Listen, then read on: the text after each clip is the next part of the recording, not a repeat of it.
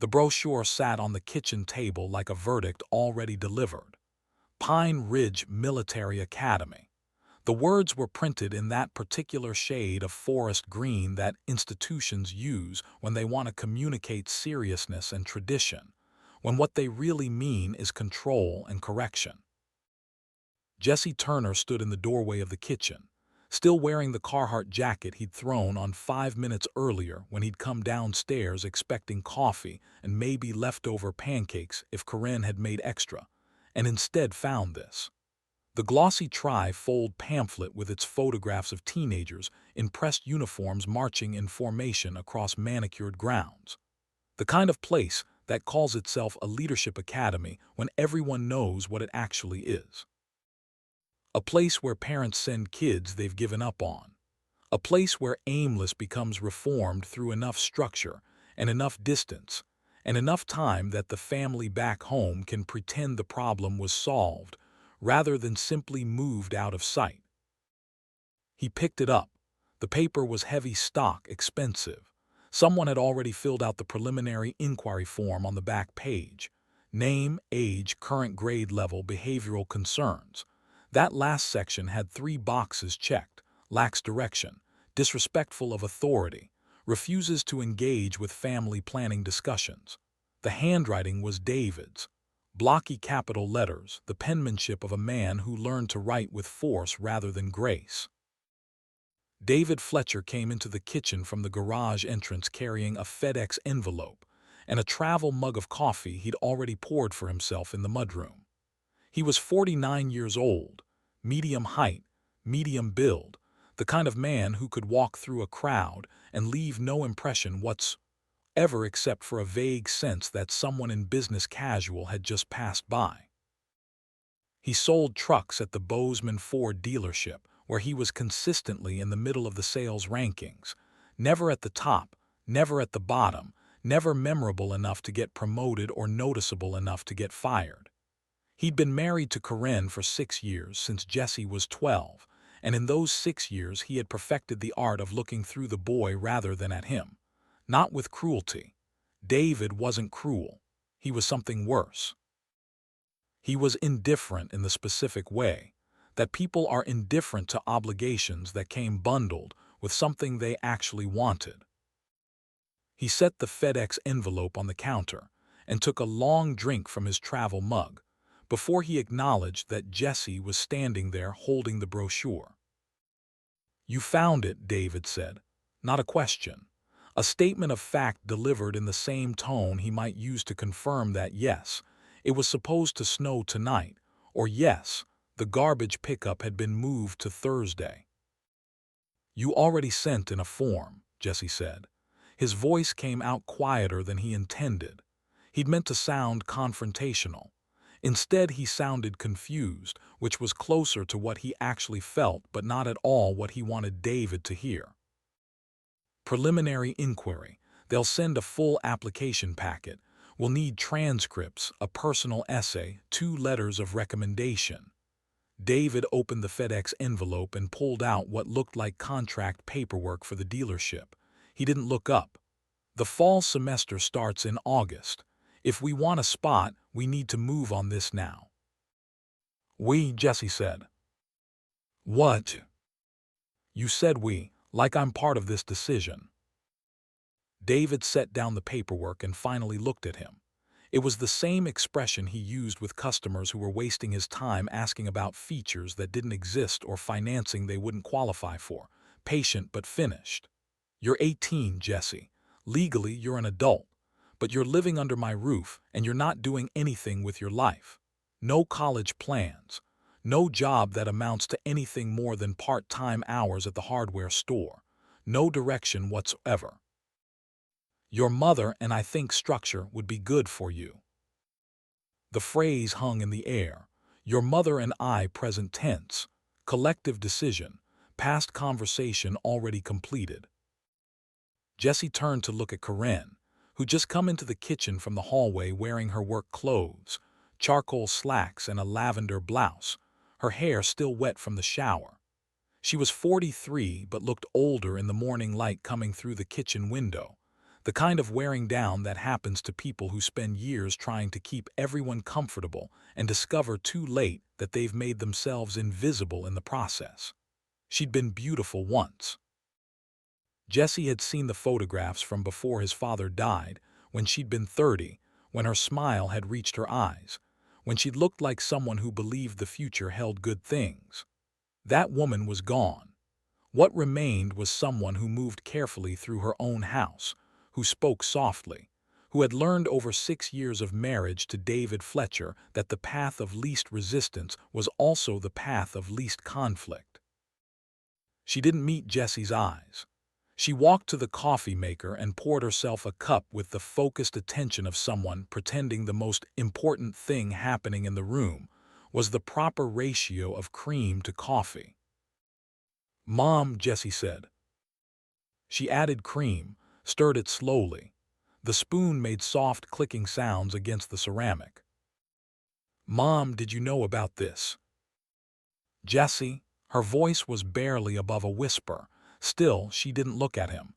"David thinks it would be good for you." "What do you think?" The question sat between them. In the seconds that followed, Corinne Turner made the decision that would define the next 3 years of both their lives, and she made it the only way she knew how anymore. She made it in silence. She lifted the coffee mug to her lips. She took a small sip. She turned and walked to the kitchen table and sat down with her back to both of them, facing the window that looked out onto the side yard where the recycling bins were kept, and where nothing interesting had ever happened or ever would. Jesse understood everything he needed to understand about his place in that house in the 6 seconds it took his mother to cross the kitchen floor. He'd known for years, in the abstract way you know things you don't want to examine too closely. But this was different. This was his mother choosing her marriage over her son in real time, without words, without explanation, with nothing but the slow sip of coffee and the sound of a chair pulling out, and the sight of her shoulders hunching forward as if she could make herself small enough to disappear entirely. He set the brochure back on the table. He looked at David, who'd already returned his attention to the dealership paperwork. He looked at his mother's back, at the way she held her coffee cup with both hands like it was the only solid thing in the room. "Okay," Jesse said. David glanced up. "Okay, what?" "Okay, I'll go." Something that might have been surprise flickered across David's face, but it was gone before Jesse could be sure. "Good. That's mature of you." "I mean, I'll go now." This time David did stop what he was doing. He set the papers down slowly. "What are you talking about?" "I'm 18. You're right about that, which means I can leave whenever I want, so I'm leaving." "Jesse," Corinne's voice from the table still not turning around, "don't be dramatic." "I'm not being dramatic, Mom. I'm being clear.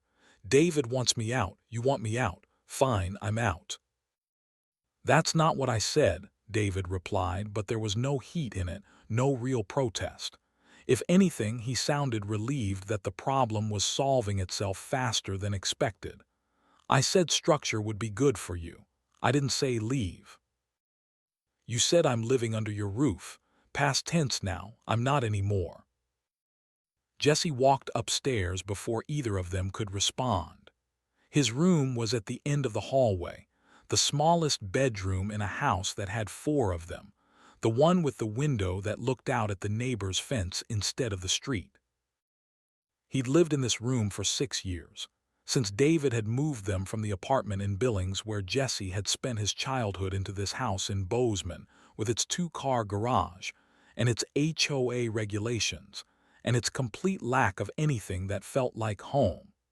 He pulled his duffel bag from the closet, the canvas one his grandfather had used for hunting trips, and started filling it with the things that mattered. Jeans, shirts, his winter jacket, the photo album his grandmother had made before she died with pictures of his father, his laptop, the pocket knife his father had carried, the watch.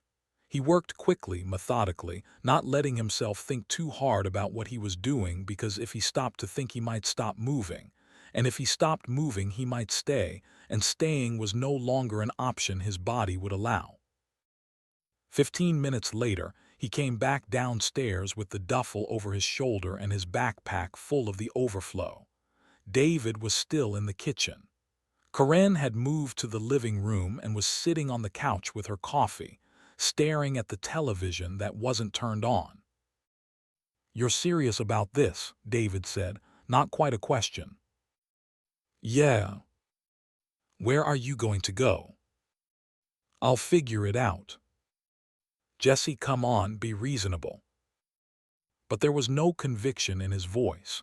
David Fletcher was a salesman, and good salesmen know when the close isn't going to happen, when pushing harder will only make things worse. He could have stopped this. He could have said stay. He could have meant it. Instead he said, "At least take some time to think about it. A few days." "I don't need a few days." Jesse walked out the front door. He threw the duffel and backpack into the bed of his truck, the 2003 Ford F-150 his grandfather had left him when he died 3 years ago. The paint was sun-faded, the odometer had rolled past 200,000 miles, and the driver's side door squeaked when you opened it. But it was his, paid for, titled in his name. The one thing in his life that no one could take away or make conditional or use as leverage. He climbed into the cab. The engine turned over on the second try.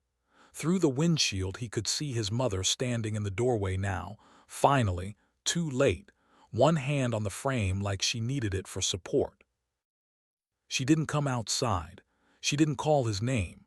She just stood there, backlit by the hallway light, and watched him back out of the driveway. Jesse drove without destination for the first 20 minutes. West on Huffin Lane, then south on 191, just driving to be moving, to put distance between himself and the house that had never been his house, between himself and the family that had never been his family. The May morning was cold and clear, the kind of spring day Montana specializes in, where the sun is bright but the air still carries the memory of winter. The Bridger Mountains rose to the north, still white-capped, still holding snow in the high country. He drove past strip malls and new housing developments, and the enormous parking lot of the Target where he'd worked for 3 months before getting hired at Morrison Hardware. He drove until the adrenaline started to wear off, and the reality of what he'd just done started to settle in his chest like cold water. He had $147 in his checking account. He had a truck with questionable transmission and a gas tank that was 3/4 empty. He had no plan, no destination, and no one waiting for him anywhere. He pulled into the parking lot of a Sinclair station, filled up the tank, and bought a coffee and a breakfast burrito from the attached convenience store. While the coffee cooled, he sat in the truck bed with the tailgate down and tried to think. The sun had climbed higher now. Families were loading into minivans. A man in a suit was washing his windshield at the pump across from him, checking his watch every 30 seconds like he was already late for something important. Normal people doing normal things on a Tuesday morning, while Jesse Turner sat in a gas station parking lot with everything he owned in 2 bags and tried to figure out what happened next. His phone buzzed, a text from Luke Morrison, "You good?" Luke had been his best friend since sophomore year, the kind of friend who didn't ask a lot of questions but showed up when it mattered. His family ran Morrison Ranch, 3,000 acres of cattle operation west of Livingston, 4th-generation Montana ranchers who knew the value of a handshake and the cost of a broken fence. Luke's dad had given Jesse the job at Morrison Hardware 2 years ago, when Jesse had shown up asking if they needed help, and had been honest about having no experience but a willingness to learn. Jesse typed back, "Moved out, need a place to crash for a few days." The response came 30 seconds later, "Bunkhouse is yours, come now, Ma's making lunch." The Morrison Ranch sat in Paradise Valley, that stretch of land between Bozeman and Yellowstone, where the Yellowstone River runs north, and the Absaroka Mountains form a wall to the east that catches the light in the morning and glows like something on fire. Jesse had been out here a dozen times, always impressed by the sheer scale of it, the way the land seemed to go on forever, the way the ranch house looked small against the mountains even though it was a substantial two-story structure that had been in the Morrison family since 1947. He pulled up the long gravel drive just before noon. Luke was already walking out from the barn, tall and rangy in Wranglers and a canvas work shirt, his face burned brown from working outside since he was old enough to hold a rake. He met Jesse at the truck and looked at the duffel bag and backpack in the bed and didn't ask what happened. He just grabbed the duffel and said, "Bunkhouse is around back. It's clean. Plumbing works." Marie Morrison came out of the house as they were walking around. She was in her late 50s, built sturdy in the way of ranch women who have spent decades doing physical work, with gray streaked hair pulled back in a practical ponytail and eyes that missed nothing. She looked at Jesse's face, at the bags Luke was carrying, and made some calculation that required no explanation. "You're staying for lunch," she said, not a question. "Yes, ma'am, thank you." "Bunkhouse needs linens. I'll bring some out." Luke show him where everything is. The bunkhouse was a small single-story building that had been built originally for seasonal ranch hands but was empty this time of year.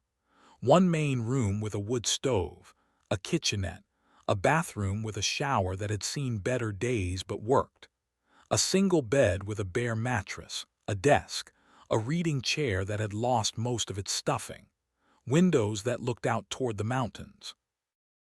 "It's not much," Luke said. "It's perfect. You want to tell me what happened?" Jesse set his backpack on the desk. "David wants to send me to a military reform school. Mom agreed. I didn't." Luke absorbed this without visible reaction. "He legally can't make you go. You're 18.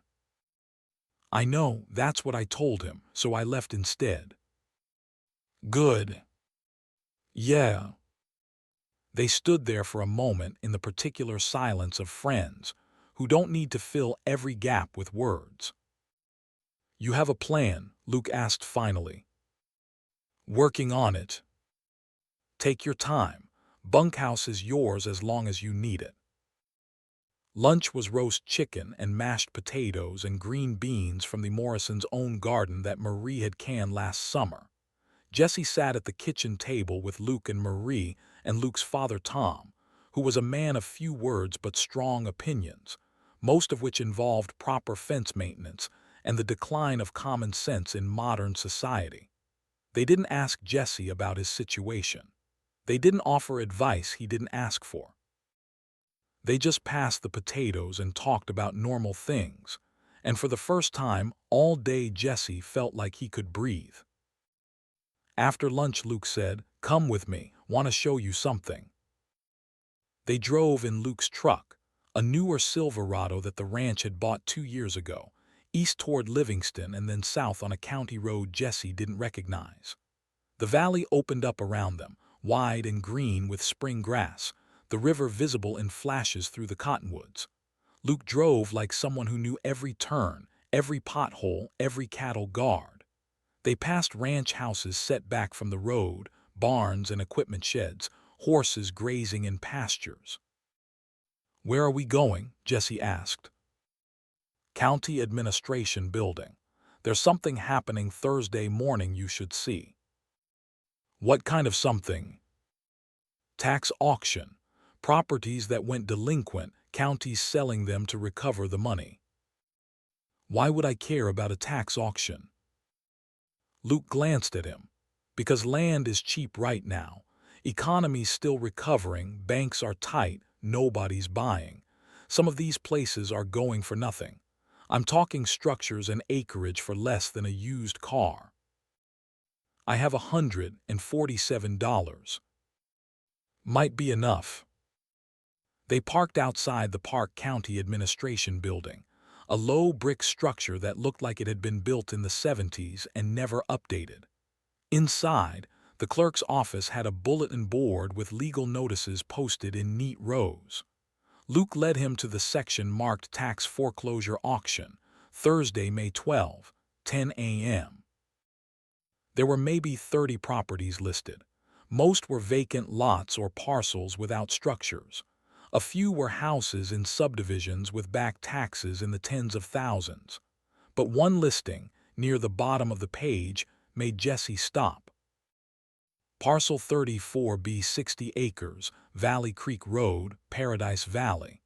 Derelict homestead structure, creek frontage, back taxes owed $418. Minimum opening bid $25. 60 acres for $25, Jesse said. If nobody else bids, which they might not, look at the description. Derelict homestead. That means it's basically falling down. Creek frontage is good, but if the structure's worthless and the access is bad, investors won't touch it. You know this property. I've driven past the turnoff. Never been up there. It's old, though. Pre-statehood probably, based on the parcel designation. Jesse read the listing again. $418 in back taxes. $25 minimum bid.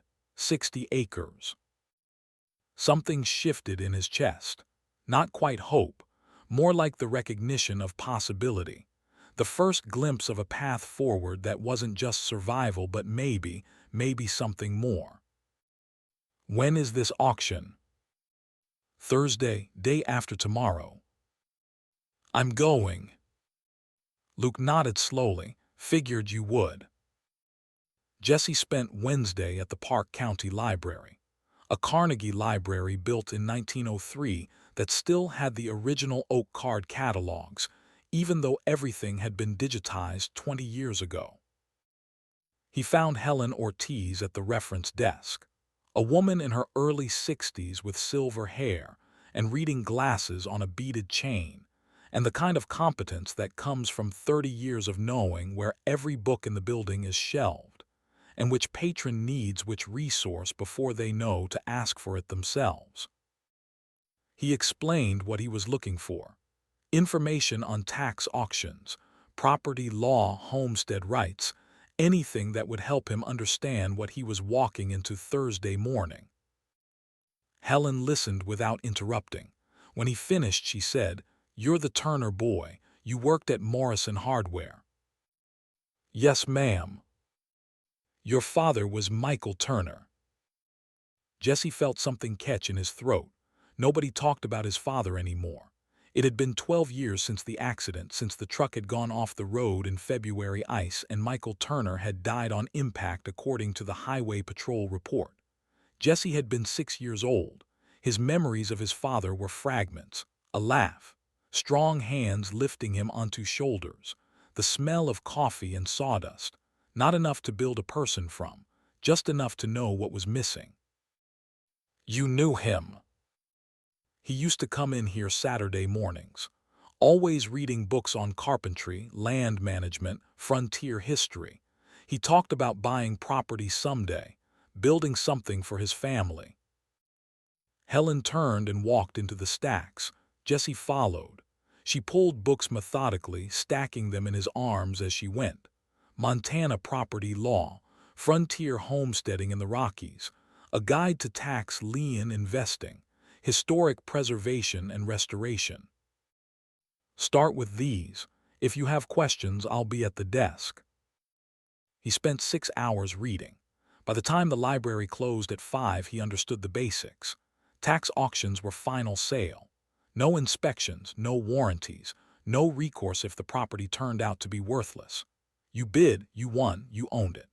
The back taxes became your responsibility to settle within 30 days or the county could foreclose again. Structures built before 1900 were often grandfathered in under modern building codes but could still be condemned if they posed safety hazards. Water rights in Montana were complicated, but creek frontage generally meant access, unless someone upstream had filed a prior claim. It was a risk. Everything about it was a risk. But risk implied possibility, and possibility was more than he'd had this time yesterday. Thursday morning came cold and clear. Jesse drove to the county administration building 45 minutes early and sat in the parking lot drinking gas station coffee and watching other vehicles arrive. Mostly older trucks and work vehicles. A few sedans that looked like they might belong to attorneys or real estate investors. Nobody was dressed up. This wasn't the kind of auction that attracted attention. At 9:55 he walked inside. The auction was being held in a conference room that smelled like old carpet and the kind of industrial coffee that gets made in 30-cup percolators and never quite tastes right. Folding chairs set up in rows. Maybe 40 people total. Most of them looked like ranchers or contractors, men in Carhartt and work boots who'd been to enough of these to know the rhythm. A handful of people in business casual with notepads and pens, who were clearly representing buyers who couldn't be bothered to show up in person. Jesse took a seat in the back row. Luke had wanted to come but had to work the hardware store. Jesse was glad to be alone. This felt like something he needed to do by himself. The auctioneer was a county official named Bernard Hayes, a heavy-set man in his 60s who'd probably been doing this same job for 20 years and had the bored efficiency of someone going through motions he could perform in his sleep. He read through the preliminaries, the legal disclaimers, the terms of sale. Cash or certified check required by close of business today. All sales final. No refunds. The first properties went quickly.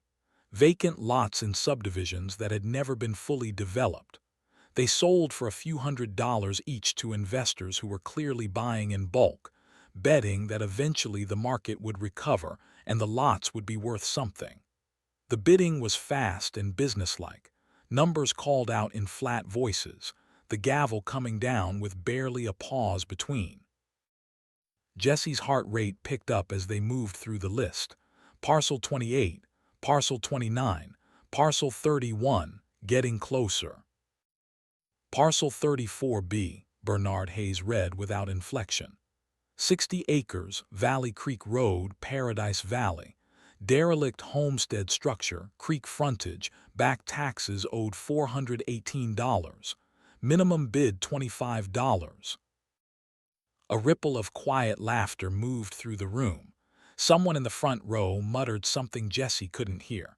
Nobody moved to bid. Jesse raised his hand. His voice came out steadier than he expected. 25. Heads turned. Bernard Hayes looked up from his paperwork and squinted toward the back of the room like he was trying to get Jesse into focus. $25. Do I hear 30? Silence.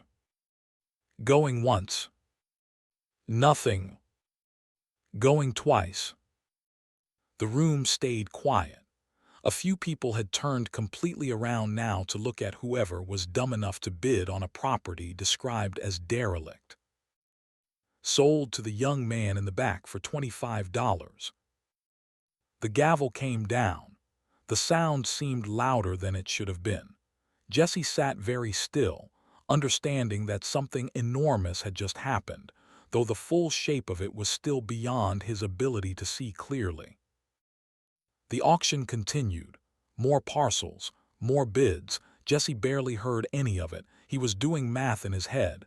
25 for the winning bid, 418 in back taxes. Registration fees probably another 50 or 60. He had enough. Barely, but enough. When the auction ended, he walked to the cashier's window.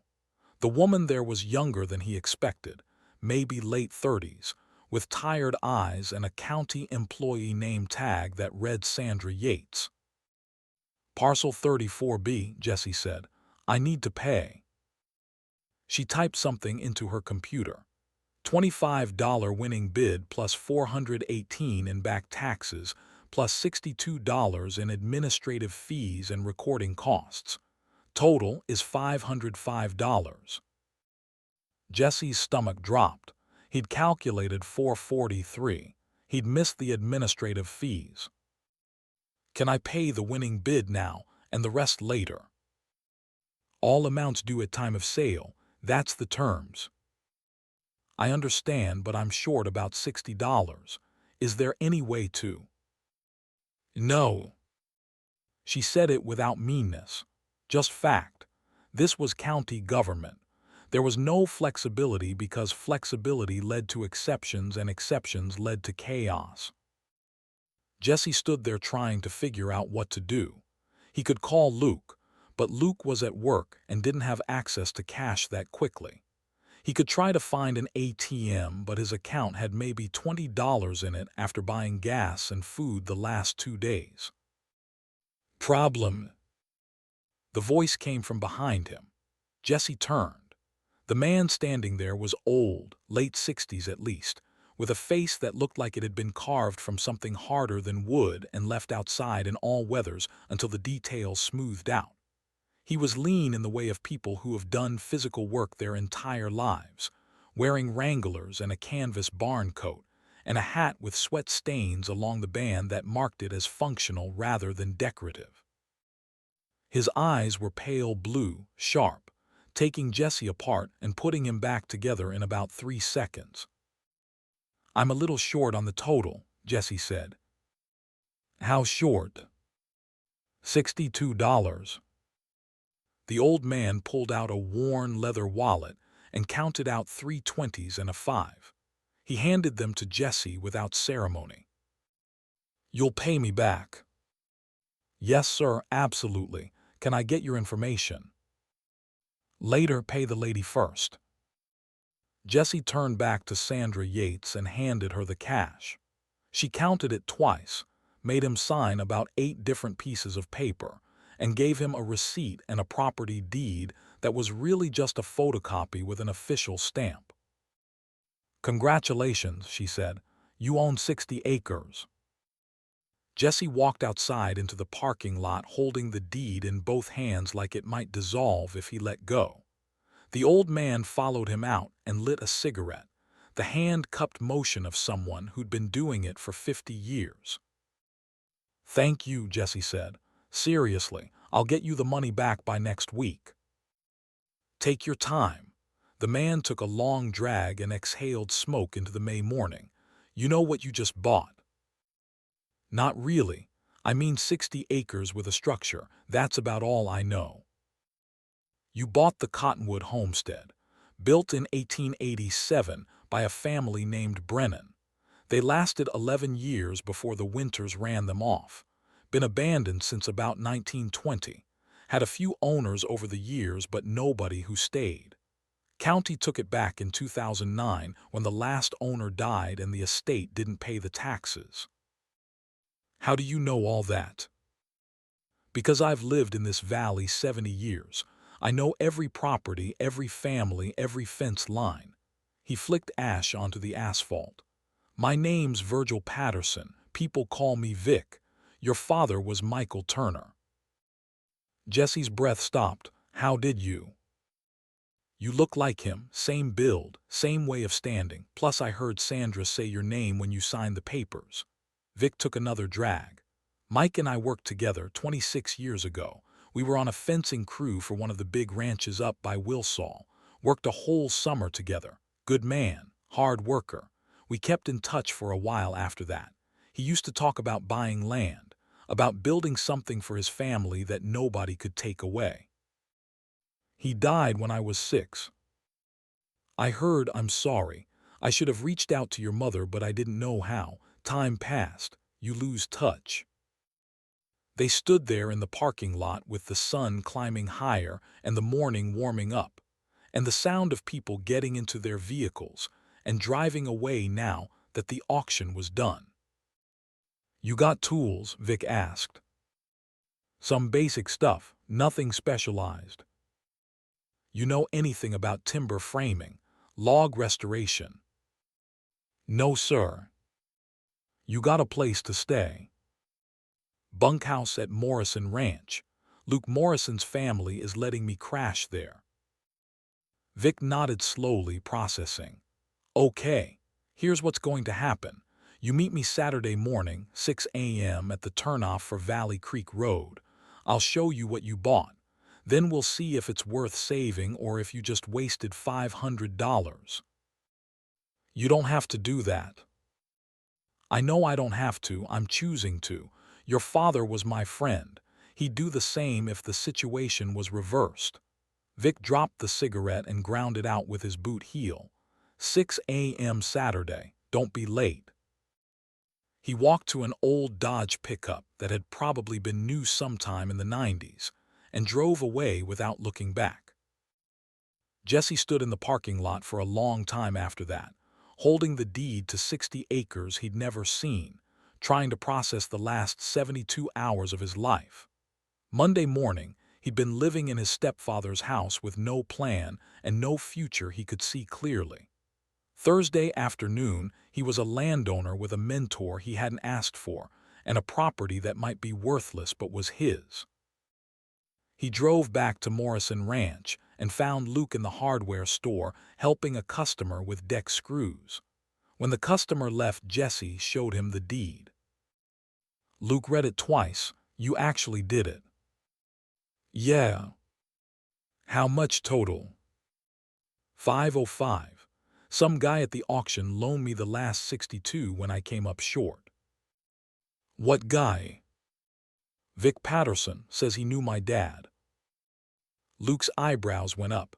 Vic Patterson loaned you money. You know him. Everybody knows Vic. He's a legend. Ran the biggest sheep operation in the valley back in the 80s, sold it in the 90s and retired. Lives alone now, keeps to himself mostly. If he offered to help you, that means something. Vic doesn't waste time on people he doesn't respect. He's taking me to see the property Saturday morning.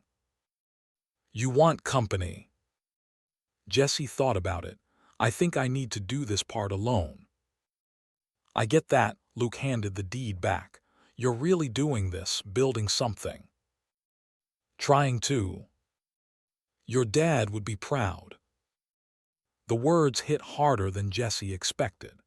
He didn't trust himself to respond, so he just nodded and folded the deed carefully and put it in his jacket pocket where it would stay for the next week, where he could touch it and confirm it was real whenever the magnitude of what he'd done started to feel too large to believe.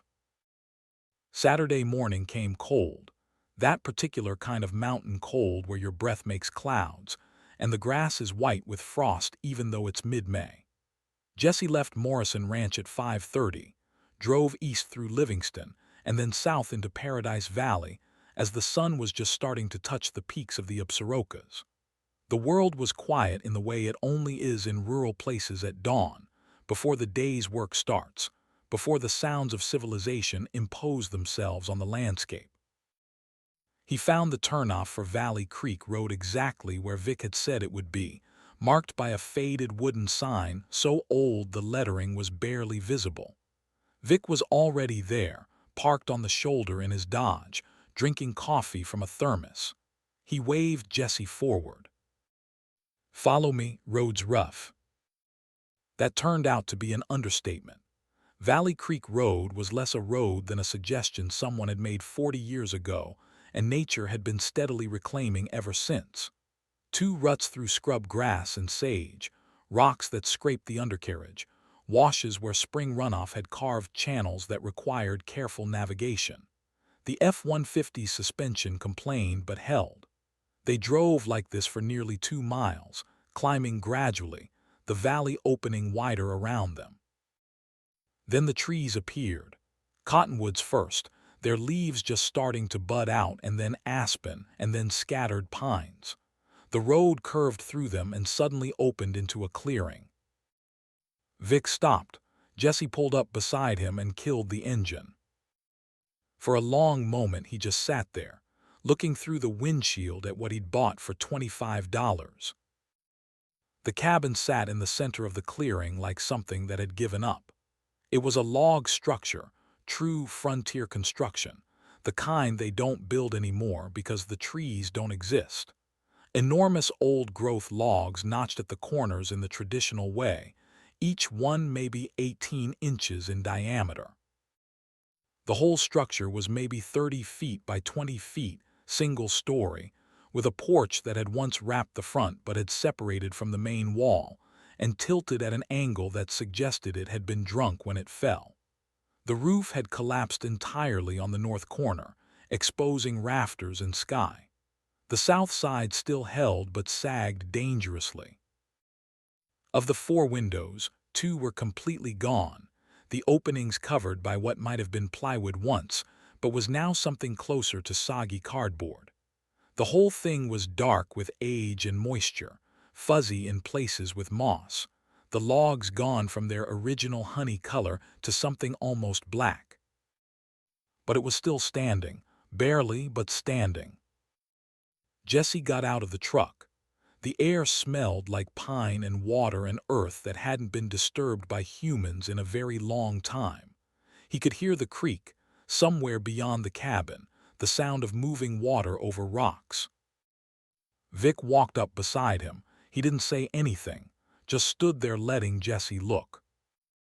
"It's worse than I thought," Jesse said finally. "Yep. But the foundation looks solid. Stonework laid by hand. They knew what they were doing." Jesse walked closer. The ground was uneven, covered in dead grass and pine needles. He approached the cabin carefully, testing his weight on the porch boards before committing. Most of them were rotted through, but a few near the wall still had integrity. He knelt and knocked on one of the corner logs with his knuckles. The sound was solid. He pressed his thumb against the wood. It didn't give. "Some of these are still good," he said. "Maybe 30%. The rest you'll have to replace." Jesse stood and walked around the perimeter. The back of the cabin faced a slope that led down toward the tree line. Through the aspens he caught glimpses of moving water, bright in the early sun. Valley Creek. He walked down toward it, pushing through brush, and came out on the bank. The creek was maybe 15 feet wide here, running fast with snowmelt, clear enough to see the rocks on the bottom. Upstream it curved out of sight into a canyon. Downstream it wandered through the cottonwoods in lazy turns that would slow to a trickle by August, but right now ran with the whole accumulated weight of the winter pack melting off the mountains. Vic had followed him down. Creek runs year-round. Low flow in late summer, but it never stops. That's rare in this valley. Water rights. Grandfathered in with the original homestead claim. As long as you don't try to dam it or divert it commercially, you're fine. Jesse stood there listening to the water, feeling something shift in his chest that he didn't have words for yet. This place, this clearing with its ruined cabin and its creek and its 60 acres of grass and scrub and possibility. Something about it felt right in a way nothing had felt right in a very long time. "Can it be saved?" he asked. Vic was quiet for a moment. When he spoke, his voice was careful. "That depends." "On what?" "On whether you're willing to do the work. And I mean all the work. Not just the building, the learning, the failing, the getting up every morning when it's cold and you're tired and nothing's going like you planned and doing it anyway because quitting isn't an option." "I'm willing."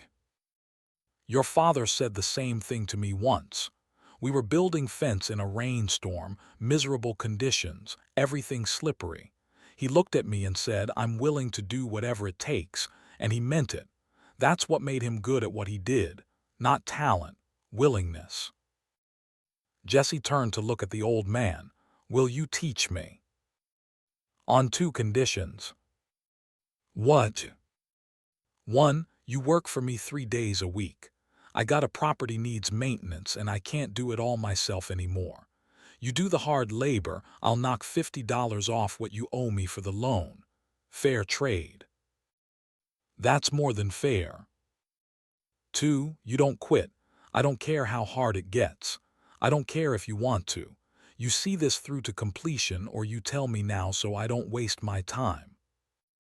Jesse looked back at the cabin, at the collapsed roof and the rotted porch and the windows that were just holes in the wall, at the enormous old logs that had been standing here for 130 years, waiting for someone to care about them again. "I won't quit," he said. Vic nodded once, sharp, decisive. "Okay then, we start Monday, 6 a.m. Bring work gloves and water. Everything else I'll provide until you know what you're doing." They walked back to the trucks together. Before Vic got in, he reached into his coat pocket and pulled out a folded piece of paper. He handed it to Jesse. "What is this?" "Something your father gave me a long time ago. I've been carrying it around for 25 years. Figured maybe it's time you had it." Jesse unfolded the paper. It was a hand-drawn map, rough but clear, showing this part of Paradise Valley. An X marked a location with a note written in faded blue ink. "Valley Creek, 60 acres. Someday." He wanted to buy this land. He put in an offer in 1991. Deal fell through. He didn't have the capital and the bank wouldn't finance. He was crushed, talked about it for months, how this was the place, how he could see his son growing up here, how he'd build something that would last. Vic climbed into his truck and started the engine. He rolled down the window. "He never got his chance, but you did. Don't waste it." Then he drove away, leaving Jesse standing alone in the clearing with the deed in his pocket and his father's dream in his hands, and the ruined cabin waiting behind him like a question he'd spend the next year learning how to answer. Monday morning at 6 a.m. felt like a test Jesse hadn't studied for. He pulled up to the cabin in darkness, the headlights of the F-150 cutting through mist that hung in the valley like something breathing. Vic's Dodge was already there, parked at an angle that suggested he'd arrived at least half an hour earlier. The old man stood by the tailgate drinking coffee from a battered thermos, wearing the same canvas barn coat and work boots, looking like he'd been carved from the same wood as the logs they were about to work on. Jesse killed the engine and got out. The cold hit him immediately, that particular bite of mountain air before sunrise when the temperature drops into the 30s even in late May. He dressed in layers like Luke had advised. Thermal underwear under jeans, a flannel shirt, the Carhartt jacket, work gloves in his back pocket, a water bottle, nothing else because he didn't know what else to bring. Vic looked him over once, nodded, and handed him the thermos. "Drink, you'll need the warmth." The coffee was strong enough to strip paint, black as oil, hot enough to burn. Jesse took 3 long swallows and handed it back. "Thank you." "Don't thank me yet." Vic walked to the bed of his truck and dropped the tailgate. Inside was an array of tools that looked like they'd been assembled over decades.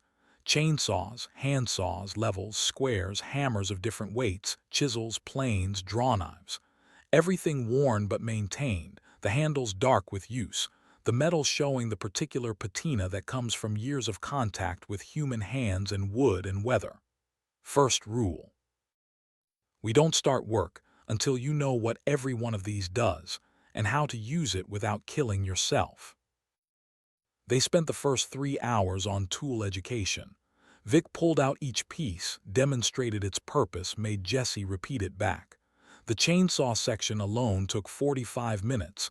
How to check the chain tension, how to hold it properly, where your feet should be, what angle to cut at.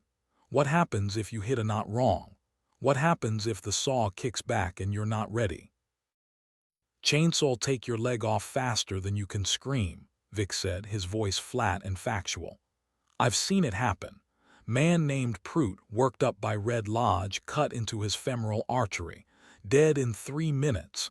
You will respect this tool or you will bleed." Jesse listened. He took notes in a small spiral notebook he'd bought at the hardware store. He repeated the steps back until Vic nodded. They moved to hand tools. The difference between a rip saw and a crosscut saw, how to read wood grain, how to mark a cut line, the proper way to drive a chisel. Vic's teaching style was economical. He showed once, watched Jesse try, corrected immediately when something was wrong, and moved on when it was right. No praise, no encouragement, just the steady accumulation of knowledge transferred from someone who'd spent 50 years doing this to someone who'd spent 50 minutes. By 9 a.m. Jesse's hands hurt from gripping tools, and his head hurt from information overload, and the sun had finally burned off the mist enough to see the property clearly in daylight. Vic walked him around the perimeter of the cabin, explaining what they were looking at. Foundations good, stone, probably hauled from the creek bed. See how they fit together, no mortar, just shaped rock placed so tight water can't get through. That's skill. That's someone who knew what they were doing. Vic knelt and ran his hand along the base. We won't have to touch this. Everything above it, though, that's ours to fix. They examined each wall. Vic showed Jesse how to test the logs. Knock with your knuckle, listen for the hollow sound that means rot. Press with your thumb, see if it gives.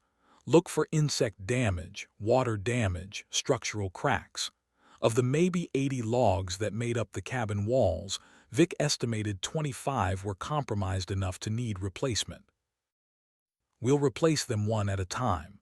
Can't take out too many at once or the whole structure could shift. This is going to be slow. You understand that? We're talking months. I understand. You got somewhere else you need to be? No, sir. Vic almost smiled. Almost. Good, because the cabin's going to own you for a while. It's going to take everything you can give it and then ask for more. You'll get tired. You'll get hurt. You'll want to quit. You won't quit because you told me you wouldn't, and I'm holding you to that. They started with the roof. The north corner had collapsed completely, exposing the interior to weather for who knew how many years.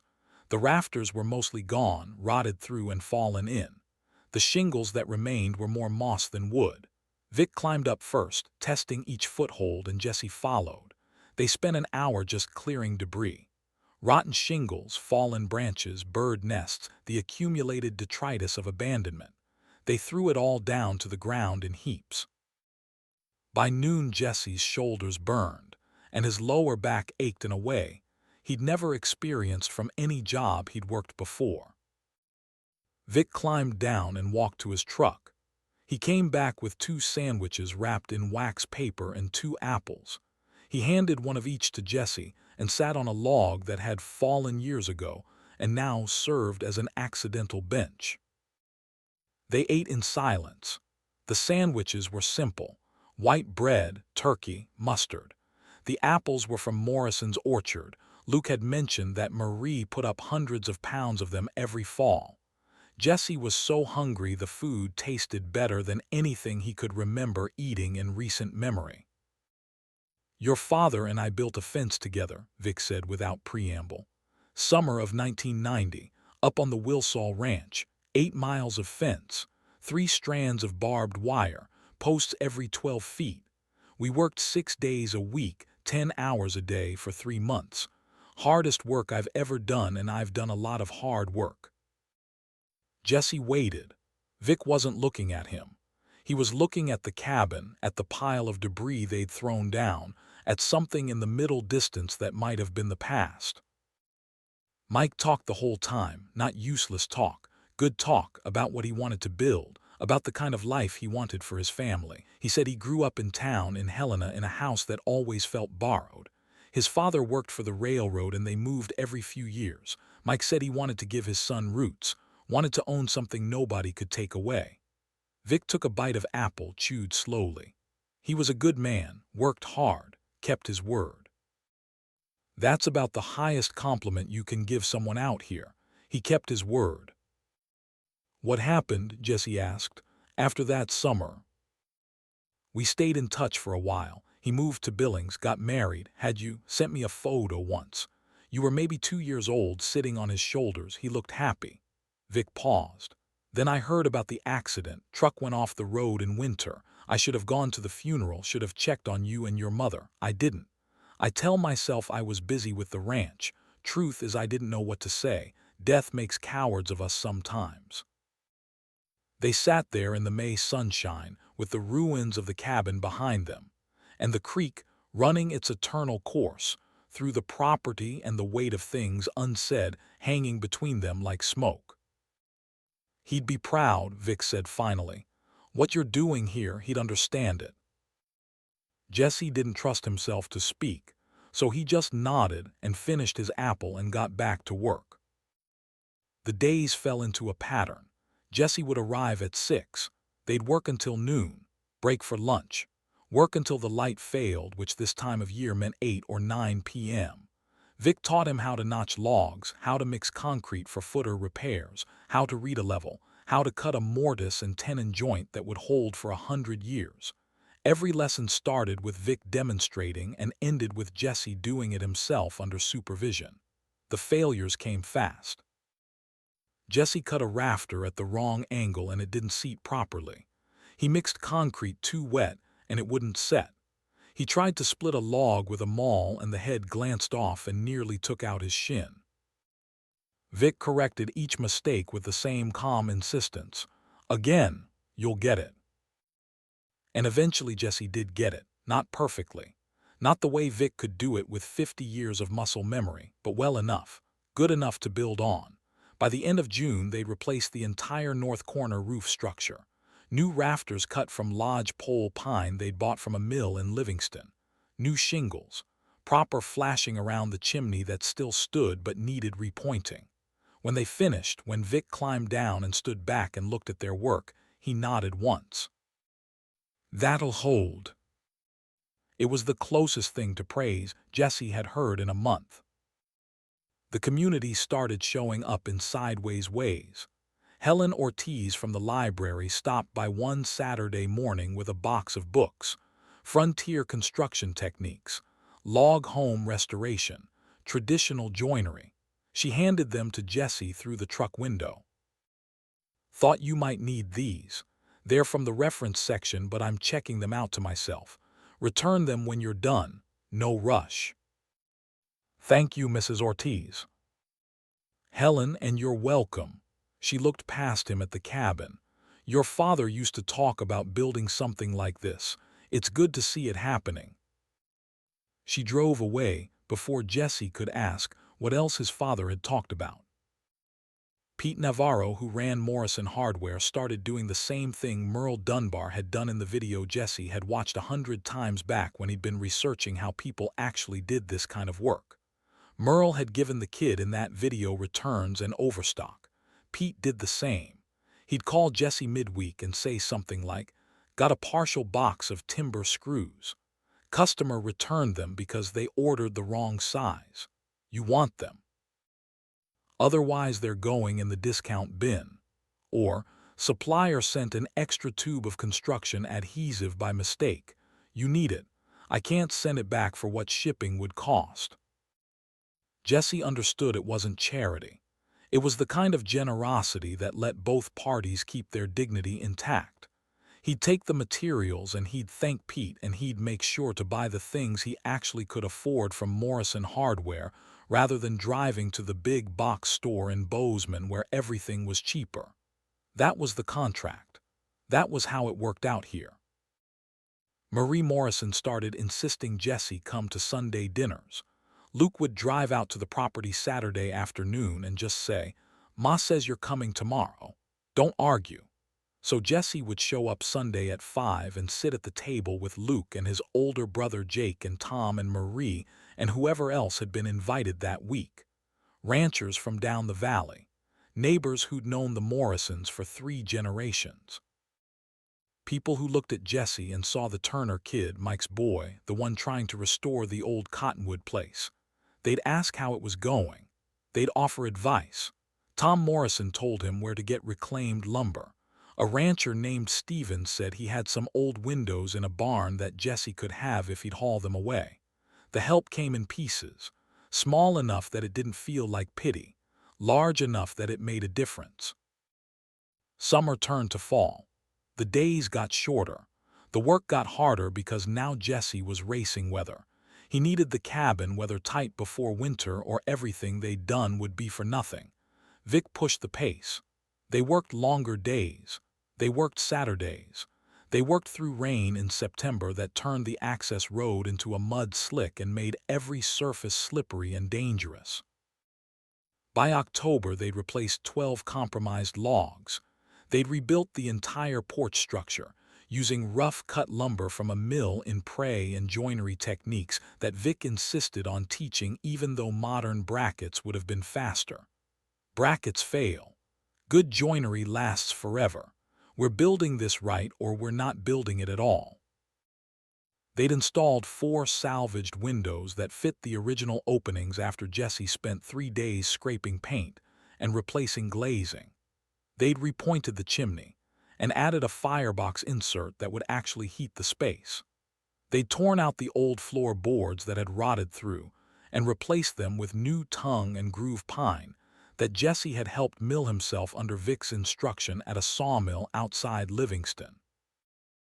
The owner there, a man named Carl Hendricks who was maybe 70 and had forearms like bridge cables, had let them use his equipment for free after Vic made a phone call. Mike Turner's boy is learning the trade. He needs to know how lumber gets made. That was all it took. November came cold. The first snow fell on the 6th, 3 inches that melted by afternoon but left a warning. Winter was coming and the cabin wasn't ready. Jesse moved his schedule. He started arriving at 5 a.m., working by headlamp until sunrise. He stopped leaving until 9 or 10 at night, long after Vic had gone home, working by the light of a battery-powered lead lantern he'd bought with money from his dwindling savings. Luke asked him one night at the bunkhouse, "When's the last time you took a day off?" Jesse had to think about it. "I don't know, September maybe." "You're going to burn out." "Can't afford to, winter's coming." "Winter comes every year. It'll still be there if you rest." But Jesse couldn't rest. Something in him had shifted since he'd started this work. The cabin had stopped being a project and become something closer to an obsession. He'd wake up in the bunkhouse at 4 a.m. thinking about how to solve a particular framing problem. He'd be eating lunch and suddenly understand why a joint wasn't seating properly. The work had gotten inside him in a way nothing else ever had. Not school, not jobs, not relationships. This was different. This was building something with his hands that would still be standing when he was gone. This was what his father had wanted to do and never got the chance. Jesse couldn't quit because quitting would mean betraying not just himself, but the man whose dream he was completing 25 years too late. By Thanksgiving, the roof was complete and sealed. The windows were in. The door hung properly on hinges that Vic had taught him to mortise into the jamb by hand. The floor was finished. The cabin was weather-tight, not beautiful yet, not finished, but sealed against the elements.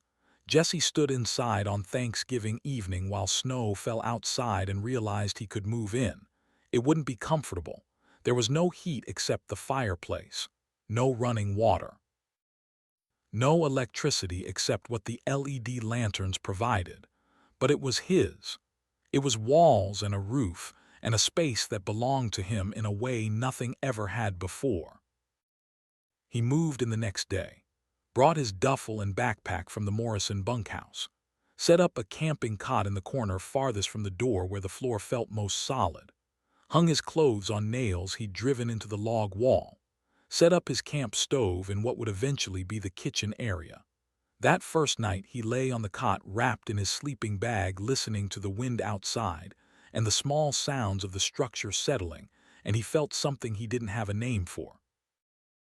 Not quite happiness, more like rightness, like he was exactly where he was supposed to be doing exactly what he was supposed to do. Winter hit hard in December, real cold, single digits at night, barely getting to 20 during the day.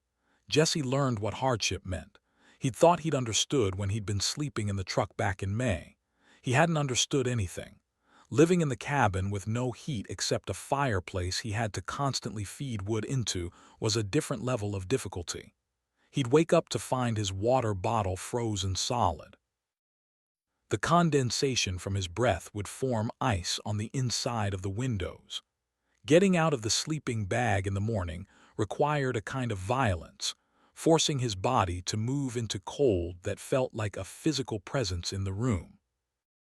Bathing meant walking down to the creek with a bar of soap and a towel, and stripping down and washing in water that was maybe 35 degrees, fed by snowmelt, so cold it felt like knives against skin. He'd last maybe 60 seconds before the pain became unbearable. Then he'd dry off as fast as he could with hands that barely worked and pull his clothes back on and run back to the cabin where he'd stand by the fire shaking until the feeling returned to his extremities. Cooking on the camp stove was an exercise in patience. Everything took twice as long in the cold. Water was slow to boil. Food was slow to heat. His fingers were clumsy with cold. He dropped things, spilled things, burned things. He ate a lot of oatmeal and canned soup and peanut butter sandwiches. Simple food that didn't require much preparation. Food that was fuel rather than pleasure. Vic still came 3 days a week, but they worked shorter days now. The old man's hands didn't work as well in the cold, and he never said it, but Jesse could tell his joints hurt more when the temperature dropped. They focused on inside work, installing insulation between the logs where Jesse had caulked the gaps, building shelving and storage, planning the layout for when Jesse eventually could afford to add plumbing and electricity. "This'll be the kitchen," Vic said one afternoon in January, pointing to the south wall where light came in best. "Counter here. Sink under the window so you can look out while you wash dishes. Stove here. Refrigerator here." "That's years away. I don't have money for any of that." "So, you still need to plan it right. Build the space so it's ready when you can afford to fill it." They worked like that through January and into February. Jesse learned more about construction in those 2 months than most people learn in a lifetime. Not just how to build, but why. Why certain joints were stronger than others. Why you oriented lumber with the grain running a particular direction. Why you left expansion gaps. Why you sealed some things and left others to breathe. Vic taught him the way his father had taught him and his grandfather had taught his father. Knowledge passed down through demonstration and repetition, until it became instinct. In mid-February, Jesse was replacing a section of floorboard near the north wall when his pry bar went through easier than it should have. He pulled up the board and found a gap underneath. Not just empty space, an intentional hollow. He reached down and his fingers touched metal. He pulled out a tin box, maybe 8 inches by 10 inches, the kind that used to hold cookies or tobacco. The lid was stuck with rust. Jesse worked it carefully, not wanting to force it and break whatever was inside. When it finally came free, he opened it and found himself looking at a piece of his father's life he'd never known existed. Photographs first. Michael Turner at maybe 25, standing in front of a fence line with the mountains behind him. Young and strong and smiling, squinting against sun. Michael at 30, older, wearing a work shirt and jeans, holding tools. Michael at what must have been 32 or 33, the last photos before he died, looking tired but content. In several of them, Jesse could see himself. Same build, same way of standing, same shape to the jaw and the set of the shoulders. Looking at these photos was like looking at a version of himself that had lived and died before Jesse had been old enough to know him. Under the photos were letters. Jesse picked up the first one. The paper had yellowed, but the ink was still clear. His father's handwriting. He recognized it from the one birthday card he'd saved from when he was 5 before the accident. The letter was addressed to future Jesse. He read it sitting on the floor of the cabin, with February light coming through the window, and his breath making clouds in the cold air. "Son, if you're reading this, it means I found the land. Valley Creek, 60 acres. I put an offer in yesterday. Bank's reviewing my application. I don't know if it'll go through. I've saved everything I could for 3 years, but it might not be enough. If it works, though, if I get this place, this is where we're going to build, you and me. I'll teach you everything I know about construction, and you'll teach me things I haven't learned yet, because that's how it works with sons and fathers. We'll build a cabin, a real one, old style, logs and stone, something that'll be standing when your grandkids are old. And we'll run a few head of cattle maybe, and we'll fish the creek, and we'll have a place that's ours, not rented, not temporary, ours. I want that for you more than anything. I want you to know what it feels like to own something nobody can take away, to build something with your own hands, to look at a piece of ground and know it's yours and your children's and their children's. That's what I'm working for. That's what all these extra shifts and saved dollars are about. It's about giving you roots. Your granddad moved us every 2 years for his job, and we never belonged anywhere. You're not going to live like that. You're going to belong. I'm going to make sure of it. Love, Dad. Jesse read it 3 times.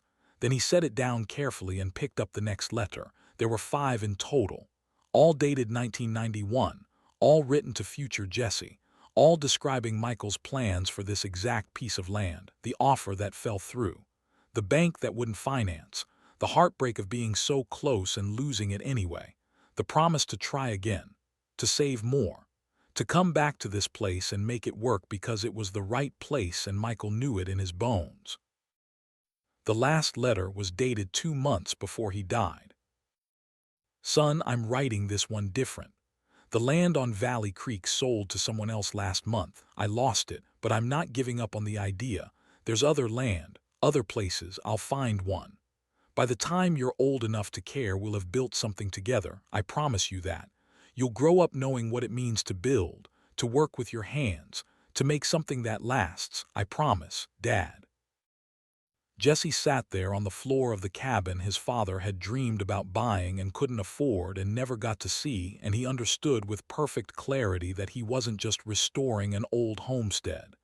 He was completing something Michael had started. This exact property.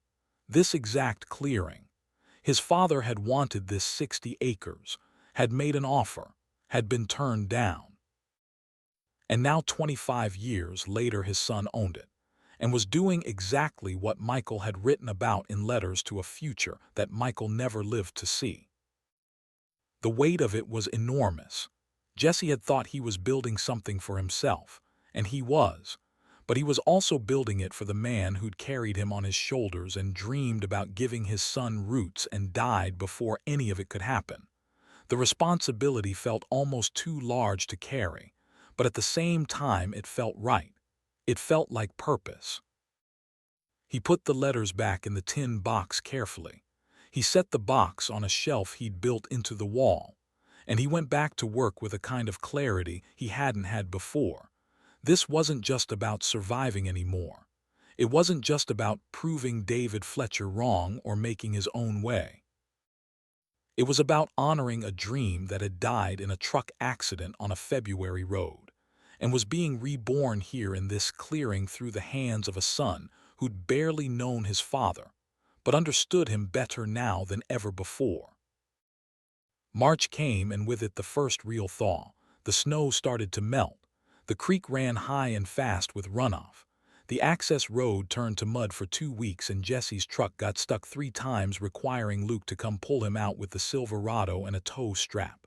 The world turned from white to brown to the first green of spring grass. Vic's spirits seemed to lift with the weather. He moved easier, complained less. They started working outside again. Building a woodshed to protect the cords of firewood Jesse had been stacking under tarps all winter, planning a small addition for a proper bathroom eventually. It was late March when Luke showed up on a Saturday afternoon with someone Jesse didn't know in the passenger seat. A woman, early 20s, dark hair pulled back in a practical ponytail, sharp features and observant eyes that took in the cabin and the cleared area and Jesse himself in about 3 seconds flat. "This is Maya," Luke said. "Jake's fiancée. She's visiting for a couple weeks." Jesse wiped his hands on his jeans, suddenly aware he was covered in sawdust and probably smelled like work sweat and wood smoke. Hey. Hi, her handshake was firm, professional, the grip of someone who didn't do things halfway. Luke's been telling me about the restoration. It's impressive. Thanks, still a lot to do. That's kind of the point though, isn't it? The doing. Something in the way she said it suggested she understood more than the surface level. Like she was someone who thought about things carefully, who saw layers. Luke had mentioned Jake was engaged, but Jesse hadn't really processed it beyond basic information. Now standing here with Maya in front of him, he processed it very quickly. She was beautiful in an understated way. No makeup, practical clothes, jeans and a canvas jacket and work boots that had actually seen work. But it was the intelligence in her eyes that made her striking. The sense that she was always calculating, always observing, always 3 steps ahead of wherever the conversation was going. "You want a tour?" Jesse asked. "If you don't mind." He showed her around, pointed out what they'd done, explained the process. Maya asked good questions, not surface questions, deep ones. Why had he chosen to replace that particular log instead of reinforcing it? What was the reasoning behind the window placement? How had he learned the joinery technique? Jesse found himself explaining more than he usually did, going into detail about Vic's teaching methods, and the books Helen had given him, and the slow accumulation of understanding that comes from doing the same thing over and over until your hands know it better than your head. "Your father wanted this," Maya said. "It wasn't a question." "How did you know?" "Luke mentioned it. He said your dad had tried to buy this land a long time ago." "Yeah, found his letters a few weeks back. He described this exact place. Made an offer in 1991. Didn't have the capital." "So you're finishing it?" "Trying to."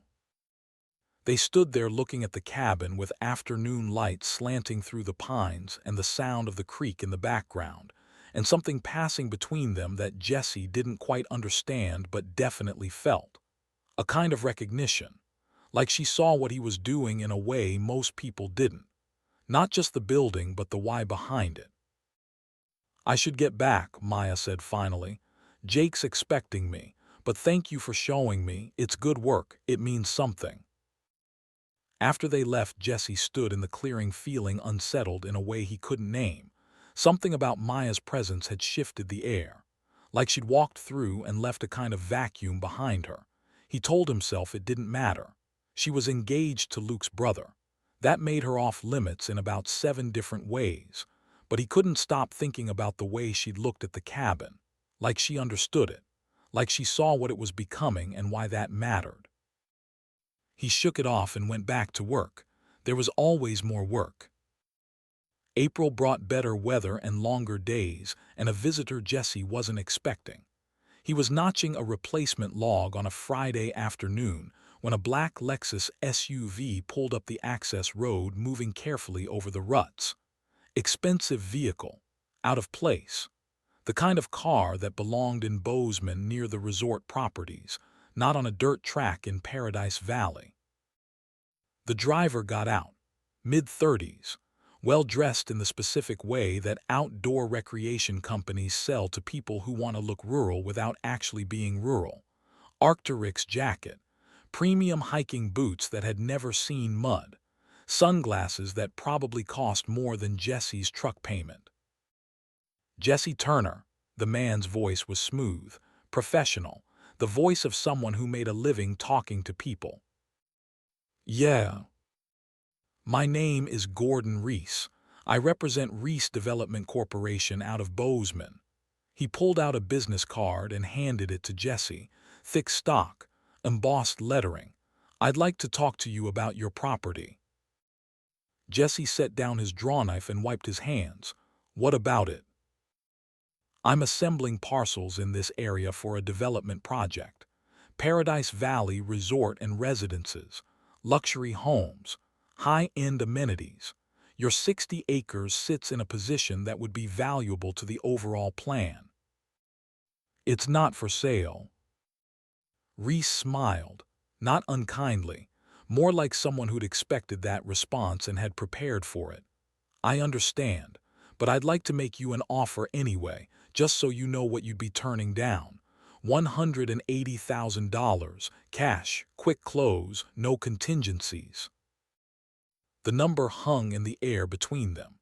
Jesse had paid $505 total for the property. $180,000 was more money than he'd ever imagined having. That's a generous offer for land you bought at auction 6 months ago, Reese continued. You could take that money and buy something easier, closer to town, already built. No more sleeping in the cold, no more hard labor, just a clean start. I said it's not for sale. I understand you're attached to the place. You've put work into it, but be realistic. You're what, 19? You're going to spend the next 10 years of your life trying to make this work, or you could take a significant profit and move on. Jesse looked at Gordon Reese with his expensive car and his expensive clothes and his smooth professional voice, and he saw exactly what this was. Not an opportunity, a test, and maybe a threat, though the threat was wrapped in politeness so thick you could barely see it underneath. I appreciate the offer, Jesse said, keeping his voice level, but I'm not interested. Reese's smile didn't change, but something in his eyes did. A hardening, a calculation adjusting. Okay, I respect that, but if you change your mind, you have my card. The offer's good for 60 days. He got back in the Lexus and drove away carefully, like he was trying not to get mud on the paint. Jesse stood there watching the dust settle long after the vehicle disappeared. He looked at the business card, Reese Development Corporation, a Bozeman address, a phone number, an email, all very professional, all very legitimate, but something about the visit felt wrong, not the offer itself. Lowball offers on rural property happened all the time. It was the timing. How had Reese known about this place? How had he known Jesse owned it? Tax auction records were public, but that meant someone had been watching, planning, waiting. That evening, Jesse drove down to Vic's property. The old man lived in a small ranch house on 10 acres he'd kept after selling his larger operation in the 90s. Jesse found him in the barn working on a tractor that had probably been old when Vic was young. Got a visit today, Jesse said. Vic looked up from the engine. Yeah. Developer named Gordon Reese offered me $180,000 for the property. Vic set down the wrench he'd been holding. His face went very still. What'd you tell him? I said no. Good. Vic wiped his hands on a rag. Gordon Reese is a problem. He's not local. Moved here from California 5 years ago with money from tech investments. Buys up land and builds luxury developments. Changes the character of places. Drives up property values until locals can't afford to live in the valley they grew up in. He's smart. He's patient. And he doesn't take no for an answer. He seemed polite enough. That's how people like Reese operate. They're polite right up until you're in the way, then they stop being polite. Vic looked at Jesse hard. If you told him no, he's going to come back. Maybe not personally, maybe through lawyers, maybe through county officials who owe him favors. He'll find pressure points and he'll push. You need to be ready for that. What kind of pressure? Code violations, easement disputes, environmental claims. There's 100 ways to make someone's life difficult when you have money and connections, and Reese has both. They stood there in the barn with the smell of engine oil and old hay, and the kind of tension that comes from understanding you've just made an enemy without intending to. You still want to do this? Vic asked. Yeah. Even knowing it just got harder. Yeah. Vic nodded slowly. Okay then, we keep building and we build it right. Because if Reese comes at you, the only defense you have is that property being yours fair and square with everything done by the book. You understand? No shortcuts, No questionable work, everything permitted, everything documented, everything legal. I understand. Good, Vic picked the wrench back up. Now get out of here, it's Friday night. You're 19 years old. Go have a beer with Luke or something. Stop working every minute of every day. Jesse drove back to the cabin as the sun was setting and went straight to his workspace. A certified letter had arrived in his makeshift mailbox that afternoon. He'd seen it but hadn't opened it yet, too focused on work. Now he sat at the table he'd built and opened the envelope with hands that suddenly didn't feel steady. Park County Tax Assessor, official letterhead, the kind of envelope that never contains good news. He read it twice to make sure he understood. Outstanding tax lien on parcel 34B, previous owner unpaid property taxes 2015 through 2022. Total amount due including penalties and interest, $4,200. Payment required within 90 days of notice date or property subject to foreclosure proceedings. Jesse stared at the number. He'd paid $505 at the auction, thought he was clear. The county notice at the auction had said $418 in back taxes, which he'd paid, but apparently there was more. A lien filed separately, something the auction notice hadn't mentioned or he'd missed in his inexperience. $4,200. He didn't have $4,000. He had maybe $300 in his account and another $100 in cash. Even with the odd jobs he'd been picking up, saving that much in 90 days was impossible. His hands were shaking now, not from cold, from understanding that everything might be ending. All the work, all the progress, all of it could be taken away because of money he didn't have for debt he didn't know existed. He called Vic. The phone rang 4 times before the old man picked up. "There's a problem," Jesse said. Vic listened while Jesse explained the letter, the lien, the amount, the deadline. When Jesse finished, there was silence on the line for a long moment. Then Vic spoke, his voice careful. "I knew about that lien." Jesse felt something cold settle in his stomach. "What?" "I knew there was additional tax debt when you bid on the property. I didn't tell you." "Why?" "Because if I'd told you, you wouldn't have bid. You'd have walked away, and I couldn't let you walk away from this. You let me buy property with hidden debt. I let you buy a future. Debt can be dealt with, missed opportunities can't." Vic paused. "I've got some money saved. I can loan you $2,000, that gets you halfway there. The rest you'll have to figure out, but you will figure it out. I know you will."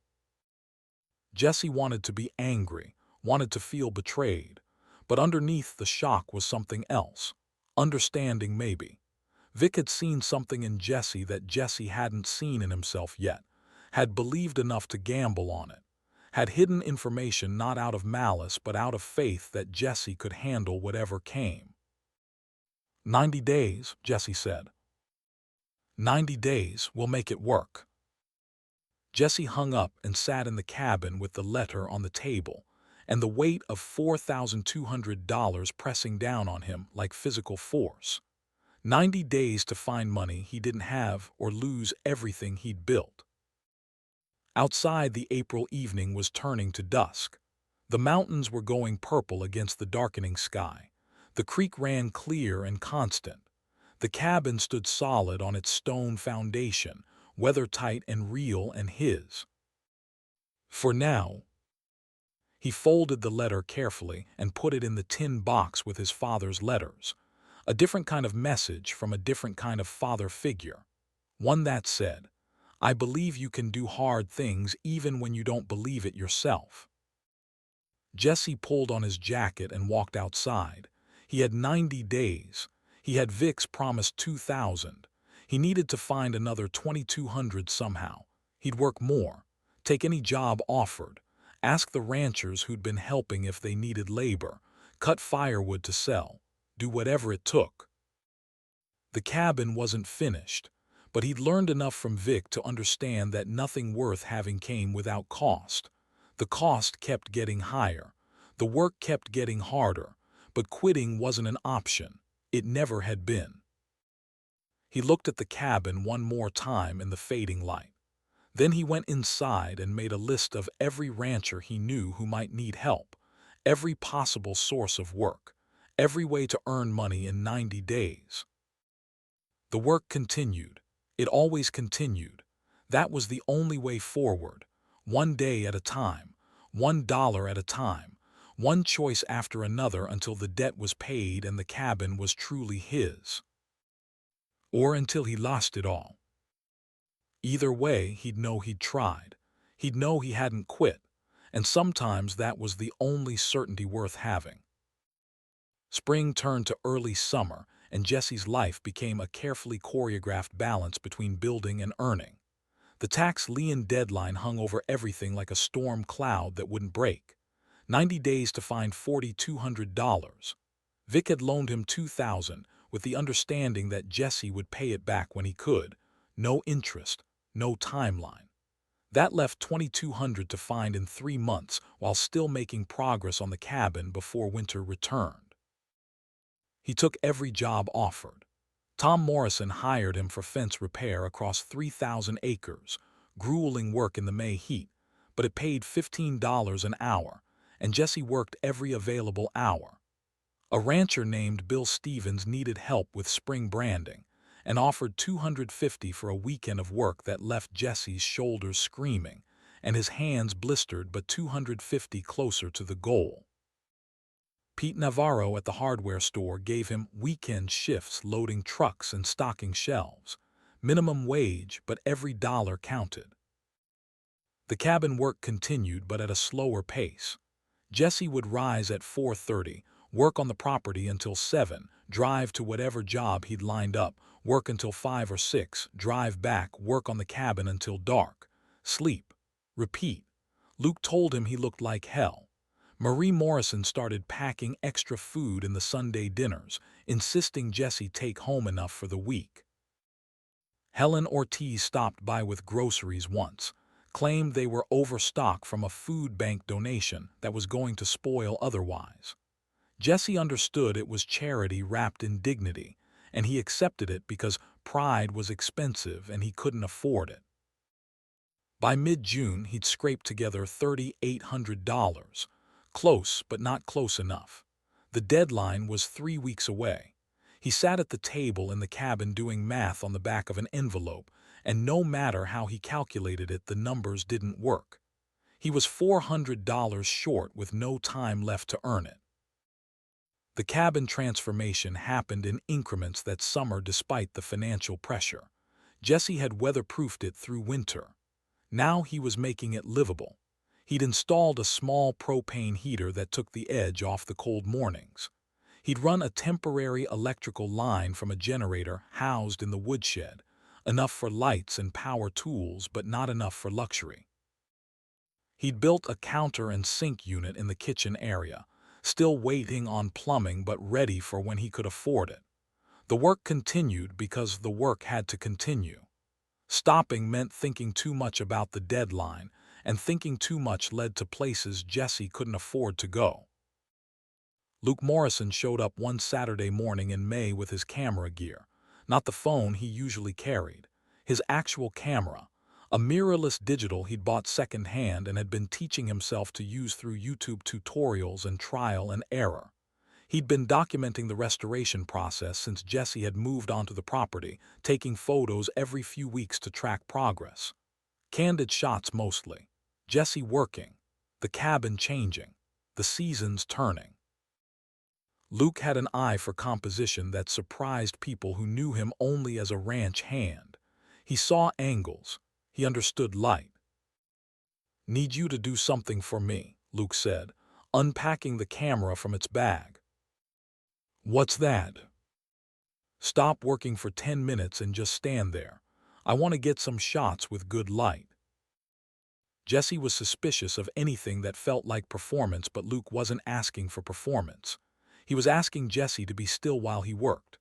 So Jesse leaned against the porch railing he'd rebuilt in March, coffee mug in hand, looking out toward the tree line where morning sun was burning off the last of the ground mist. Luke moved around him quietly, clicking, adjusting, stepping back for wider angles. Jesse ignored him and just looked at the property, at what it had become, what it was still becoming. When Luke was done, he showed Jesse the back of the camera. The screen displayed an image that Jesse barely recognized as being of himself and the cabin. The light was golden. The cabin looked solid and purposeful, old logs and new timber existing together in a way that felt earned rather than contrived. And Jesse himself looked different than he imagined. Older, more substantial, like someone who'd built something real and knew it. "That's good work," Jesse said. "Yeah, it is." Luke scrolled through the other shots. "I'm thinking about posting these, the whole series, show the progression." "To what?" "Your Instagram. You've got like 200 followers and most of them are family. So maybe it goes nowhere, or maybe someone sees it. Either way, it's a record of what you did here. Seems worth sharing." Jesse thought about Gordon Reese, about visibility meaning vulnerability, about the quiet protection that came from nobody knowing or caring what you were doing on 60 acres in Paradise Valley. But he also thought about his father's letters, about how Michael had wanted to build something that mattered, something that would last. Maybe part of lasting was being seen. "Do it," Jesse said, "but don't make it about me. Make it about the cabin, about the work." Luke posted the photo series that evening, 12 images. Before shots from the first day, Jesse had seen the property, progress shots through the seasons. The final image was the one from that morning. Jesse and the cabin and the mountains behind them all existing in that particular quality of light that only happens for about 30 minutes after sunrise on clear days in late spring. Luke's caption was simple. "My friend Jesse bought an abandoned 1880s homestead for $25 at a county auction. This is what he's built in the last year, all by himself. Almost no money, just work." By Sunday morning, the post had 300 likes. By Sunday evening, it had 2,000. By Monday, it had been shared to a page called Montana Heritage Preservation Society that had 65,000 followers.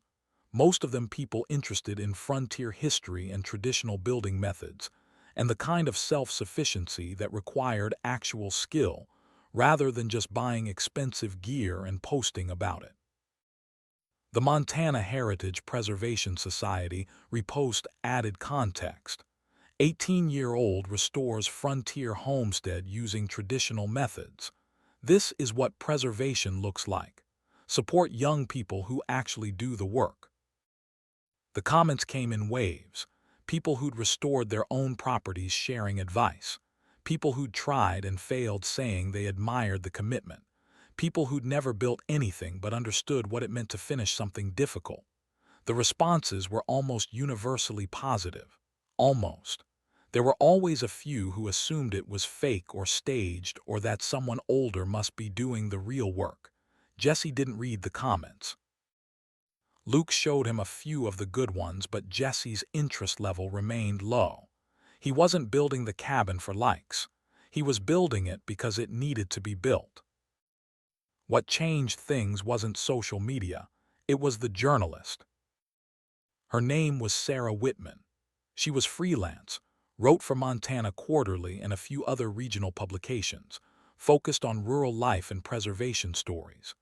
She showed up unannounced on a Wednesday morning driving a Subaru that had seen some miles and carrying a notebook that had seen more. She was maybe 40, wearing jeans and a fleece vest and practical boots, with graying hair pulled back and the kind of face that suggested she'd spent time outside in all weathers. "Jesse Turner," she called from her car window. Jesse set down the plane he'd been using to smooth a replacement board for the interior wall. "Yeah."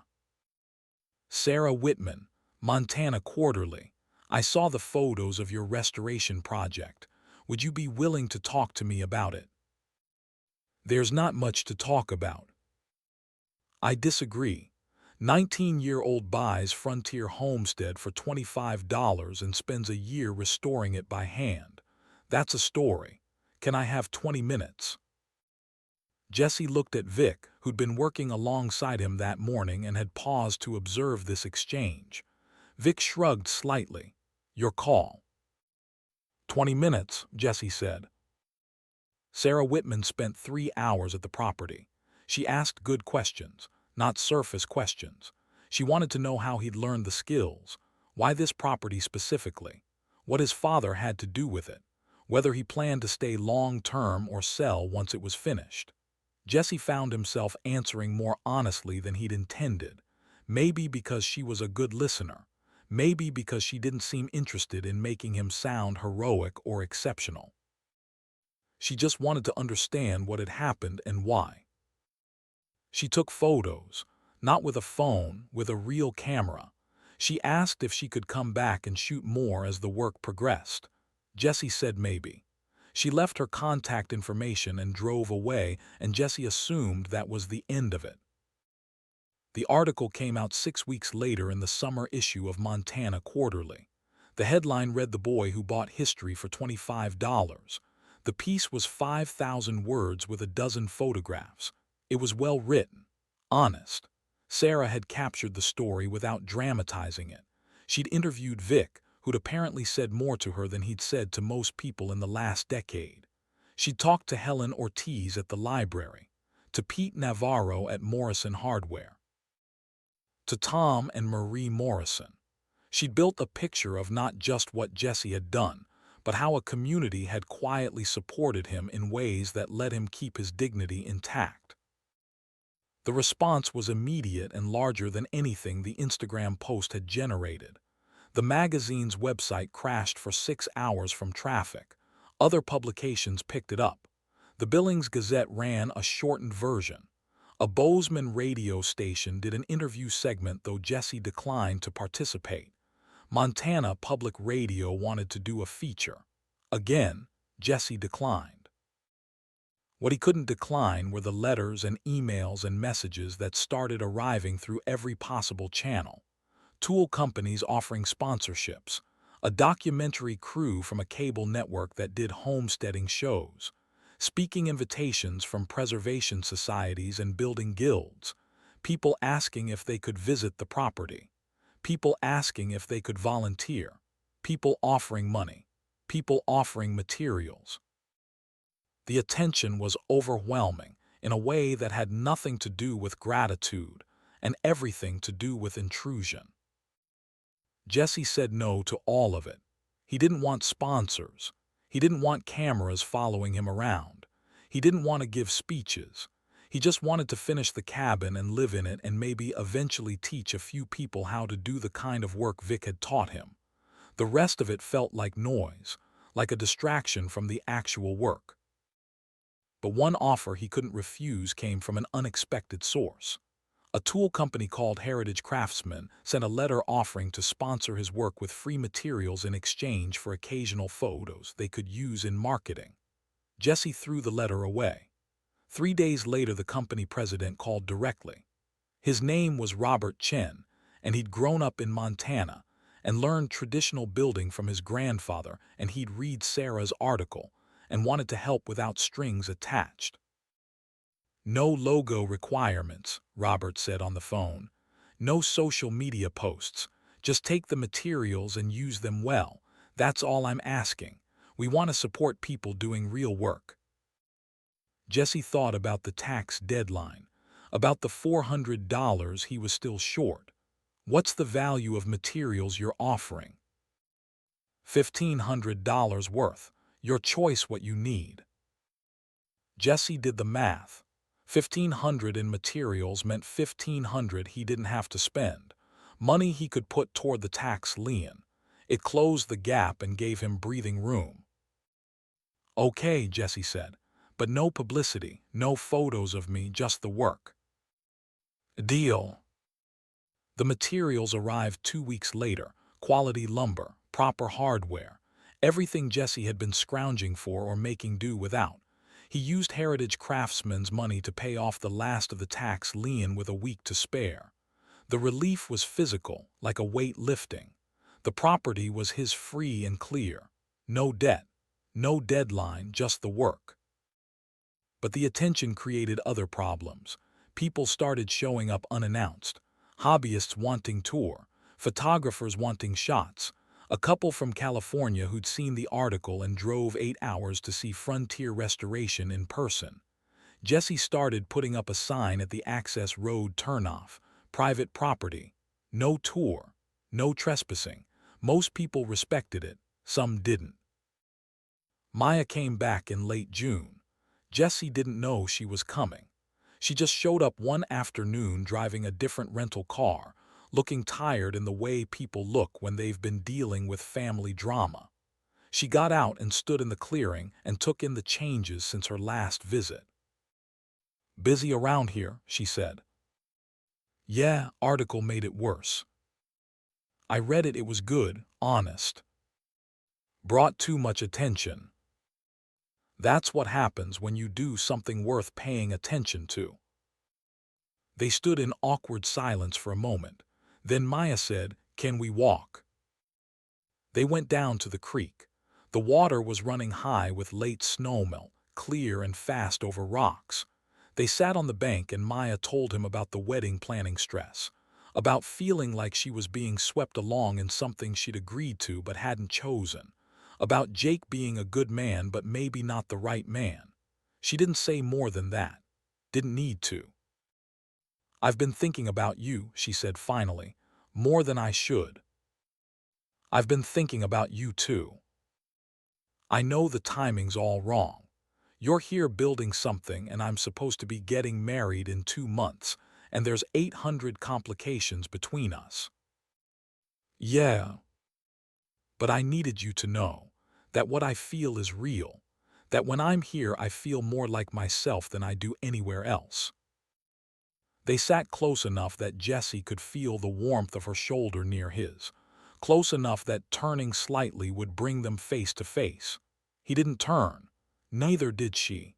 They just sat there acknowledging something that couldn't happen yet, maybe wouldn't happen ever, but existed nonetheless. "What are you going to do?" Jesse asked. "I don't know yet, but I'm going to figure it out." She left before sunset. Jesse stood in the clearing watching her drive away and felt the now familiar mix of possibility and frustration that came with Maya. Something was there, something real, but the timing was wrong and the circumstances were complicated, and all he could do was wait and see what she decided. The county inspection notice arrived in early July. Jesse found it in his mailbox on a Thursday afternoon.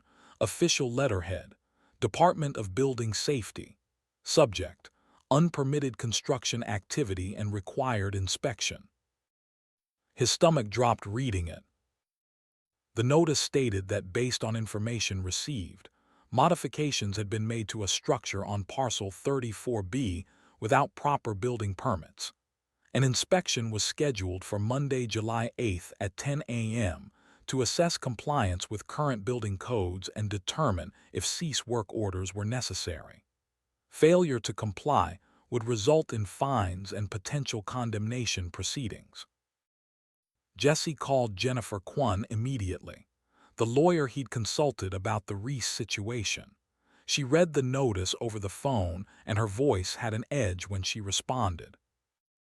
"This is harassment.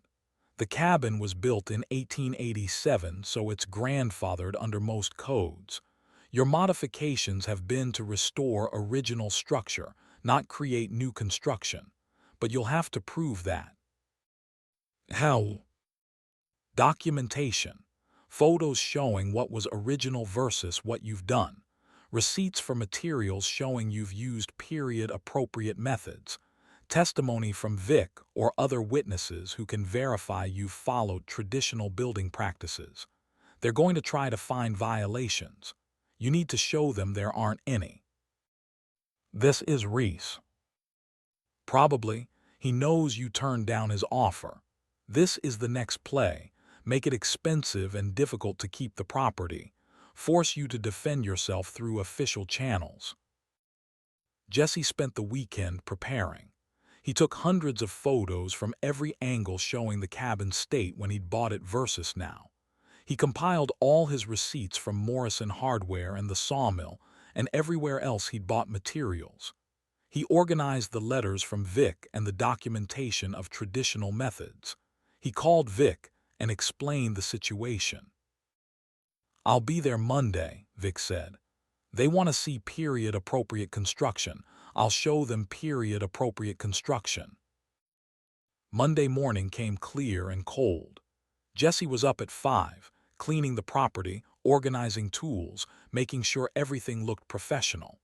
At 9:45, 2 county vehicles pulled up.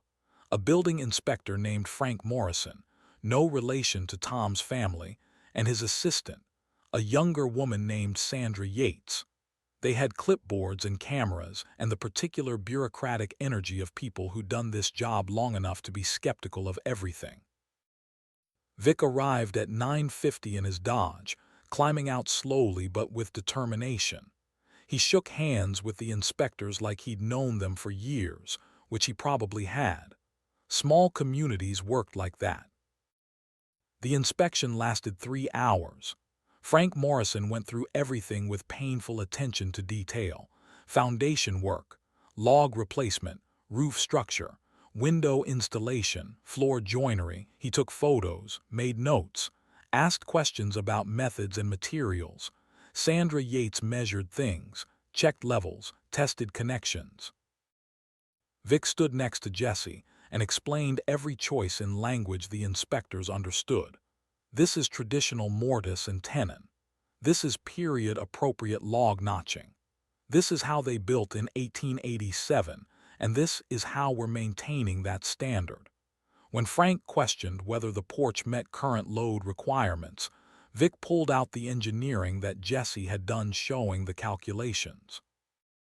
When Sandra asked about window installation, Vic demonstrated the original putty and glazing techniques they'd used. At noon, Frank Morrison set down his clipboard and looked at Jesse. "Who filed the complaint?" "I don't know. Because whoever it was either doesn't understand frontier restoration or is trying to cause problems. This is textbook period-appropriate work, better than most I've seen. You're not adding modern structure. You're restoring original. That's fully grandfathered. So we're okay." "You're more than okay. This is preservation. This is exactly what these grandfather clauses were designed to protect." Frank made a final note on his clipboard. "I'm closing the complaint as unfounded. If whoever filed this tries again, have them call me directly." The inspectors left. Vic waited until their trucks disappeared down the access road before he turned to Jesse. "That was Reese." "I know. He's not going to stop. You understand that. This was a probe. He wanted to see if he could find violations. When he couldn't, he'll try something else." "Let him try." They went back to work, but something had shifted. The inspection had been stressful, but it had also proven something. The cabin was built right. It met standards. It exceeded them. Whatever Reese threw at them next, Jesse had documentation and professionals willing to testify that the work was legitimate. The next attack came 2 weeks later. Another certified letter. Montana Department of Fish, Wildlife and Parks. Anonymous complaint alleging construction activity affecting wildlife corridors. A site assessment was being scheduled. Jesse called Jennifer Kwon again, and she sighed in a way that said she'd expected this. "Same playbook, different agency. We'll respond the same way. Document everything. Show you've been careful about environmental impact. This won't stick either, but it'll cost you time." The wildlife assessment happened and found nothing. Jesse had been careful not to disturb the creek or the natural drainage. The assessor actually complimented him on how he'd worked around the terrain rather than forcing the land to accommodate the building. But each complaint cost money. Each response required Jennifer's time. The legal fees were adding up. Jesse had paid off the tax lien, but now he was paying lawyers to defend against manufactured violations. It was death by bureaucracy, and Reese was patient and well-funded and could keep this up as long as he wanted. Tom Morrison called Jesse into his office at the ranch one evening in late July. The office was a small room off the main barn, filled with decades of accumulated paperwork and tack catalogs and the particular smell of leather and old wood. Tom sat behind a desk that had probably been his grandfather's and got straight to the point. "Heard you're having trouble with Reese development." "Yes, sir." "Heard he's trying to assemble 800 acres for some resort project." "That's what he says." Tom leaned back in his chair. It creaked in a way that suggested it had been creaking exactly like that for 40 years. Your 60 acres control Valley Creek headwaters. You know what happens if Reese gets control of that creek. He can divert water for the golf course and luxury homes. And everyone downstream loses their water rights. There's 7 ranch operations that depend on that creek flow, including mine. We lose that water, we lose our grazing capacity. Some of us would have to sell. Tom paused. This isn't just about your property anymore. It's about protecting water access for everyone in this valley. You understand that? I do now. Good, because you're going to need help, and you're going to get it whether you want it or not. The help came fast. Within a week, Jesse received calls from 4 of the downstream ranchers. Each one had the same message: "We're behind you, whatever you need." One of them, Bill Stevens, who ran cattle on 3,000 acres south of Livingston, told Jesse that Reese had approached him 2 months ago about selling. Stevens had turned him down flat. "Valley's not for sale to people who want to turn it into Aspen. You hold that line, we'll back you." Jennifer Kwon started getting calls too, ranchers offering to contribute to Jesse's legal defense fund. Small amounts, $50 here, $100 there. Nobody had extra money, but everyone understood what was at stake. Jennifer set up a trust account to handle it properly. Within 2 weeks, there was $1,800 in the fund, enough to cover the responses to Reese's complaints and buy Jesse some breathing room. Maya showed up at the cabin on a Friday evening in late July. Jesse was working late, trying to finish installing trim around the door frame before darkness made it impossible. She got out of the rental car and stood in the clearing for a moment before speaking. "Can we talk?" Jesse set down his tools. "Yeah." They walked down to the creek.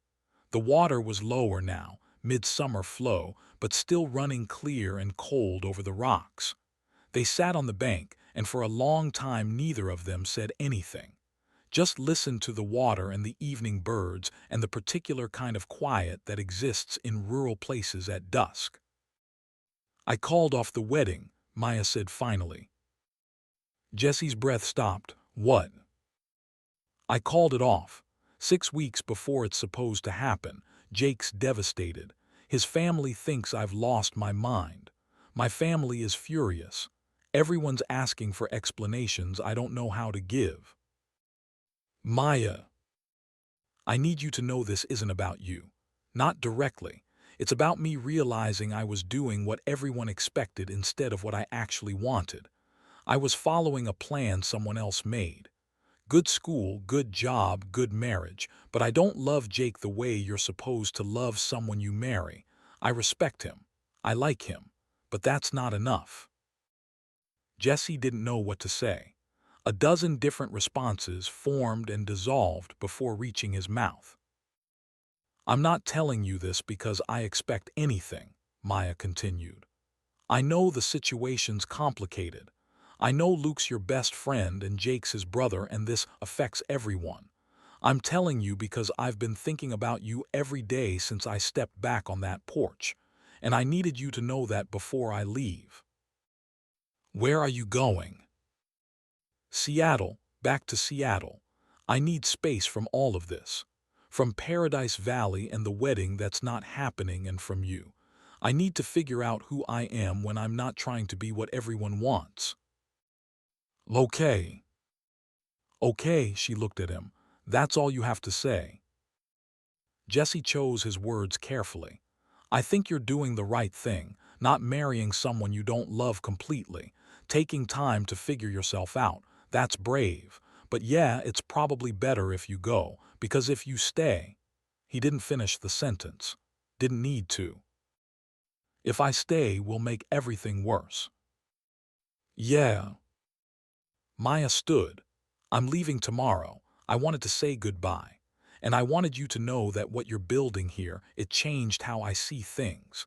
You're living by your own rules, building something that matters to you without caring what anyone else thinks. That's what I need to learn how to do. She left. Jesse stayed by the creek until full dark, listening to the water and trying to process what had just happened. Maya had called off her wedding. The Morrison family would be in chaos. Luke would be caught in the middle. Jake would be hurt. And somewhere underneath all of that, Jesse felt something he couldn't quite name. Not happiness exactly. More like possibility, mixed with guilt. Mixed with the understanding that everything had just gotten more complicated than he'd ever wanted it to be. He walked back to the cabin and sat on the porch and looked at the tin box on its shelf through the window. His father's letters about building something that would last, about giving your son roots, about creating something nobody could take away. Michael had written those letters knowing he might never get the chance to do what he was describing. Jesse had the chance. He was doing it, but it was costing more than he'd anticipated. Isolation. Conflict with developers who had resources and connections and patience. A complicated situation with a woman who just upended her life and left town. A mentor whose health wasn't what it used to be, even though Vic refused to acknowledge it. The work was supposed to be simple. Buy land, restore cabin, build a life. But nothing about it had been simple. Nothing ever was. Real things cost. They demanded everything you had and then asked for more. Jesse understood that now in a way he hadn't when he'd raised his paddle at that auction and bid $25 on 60 acres nobody wanted.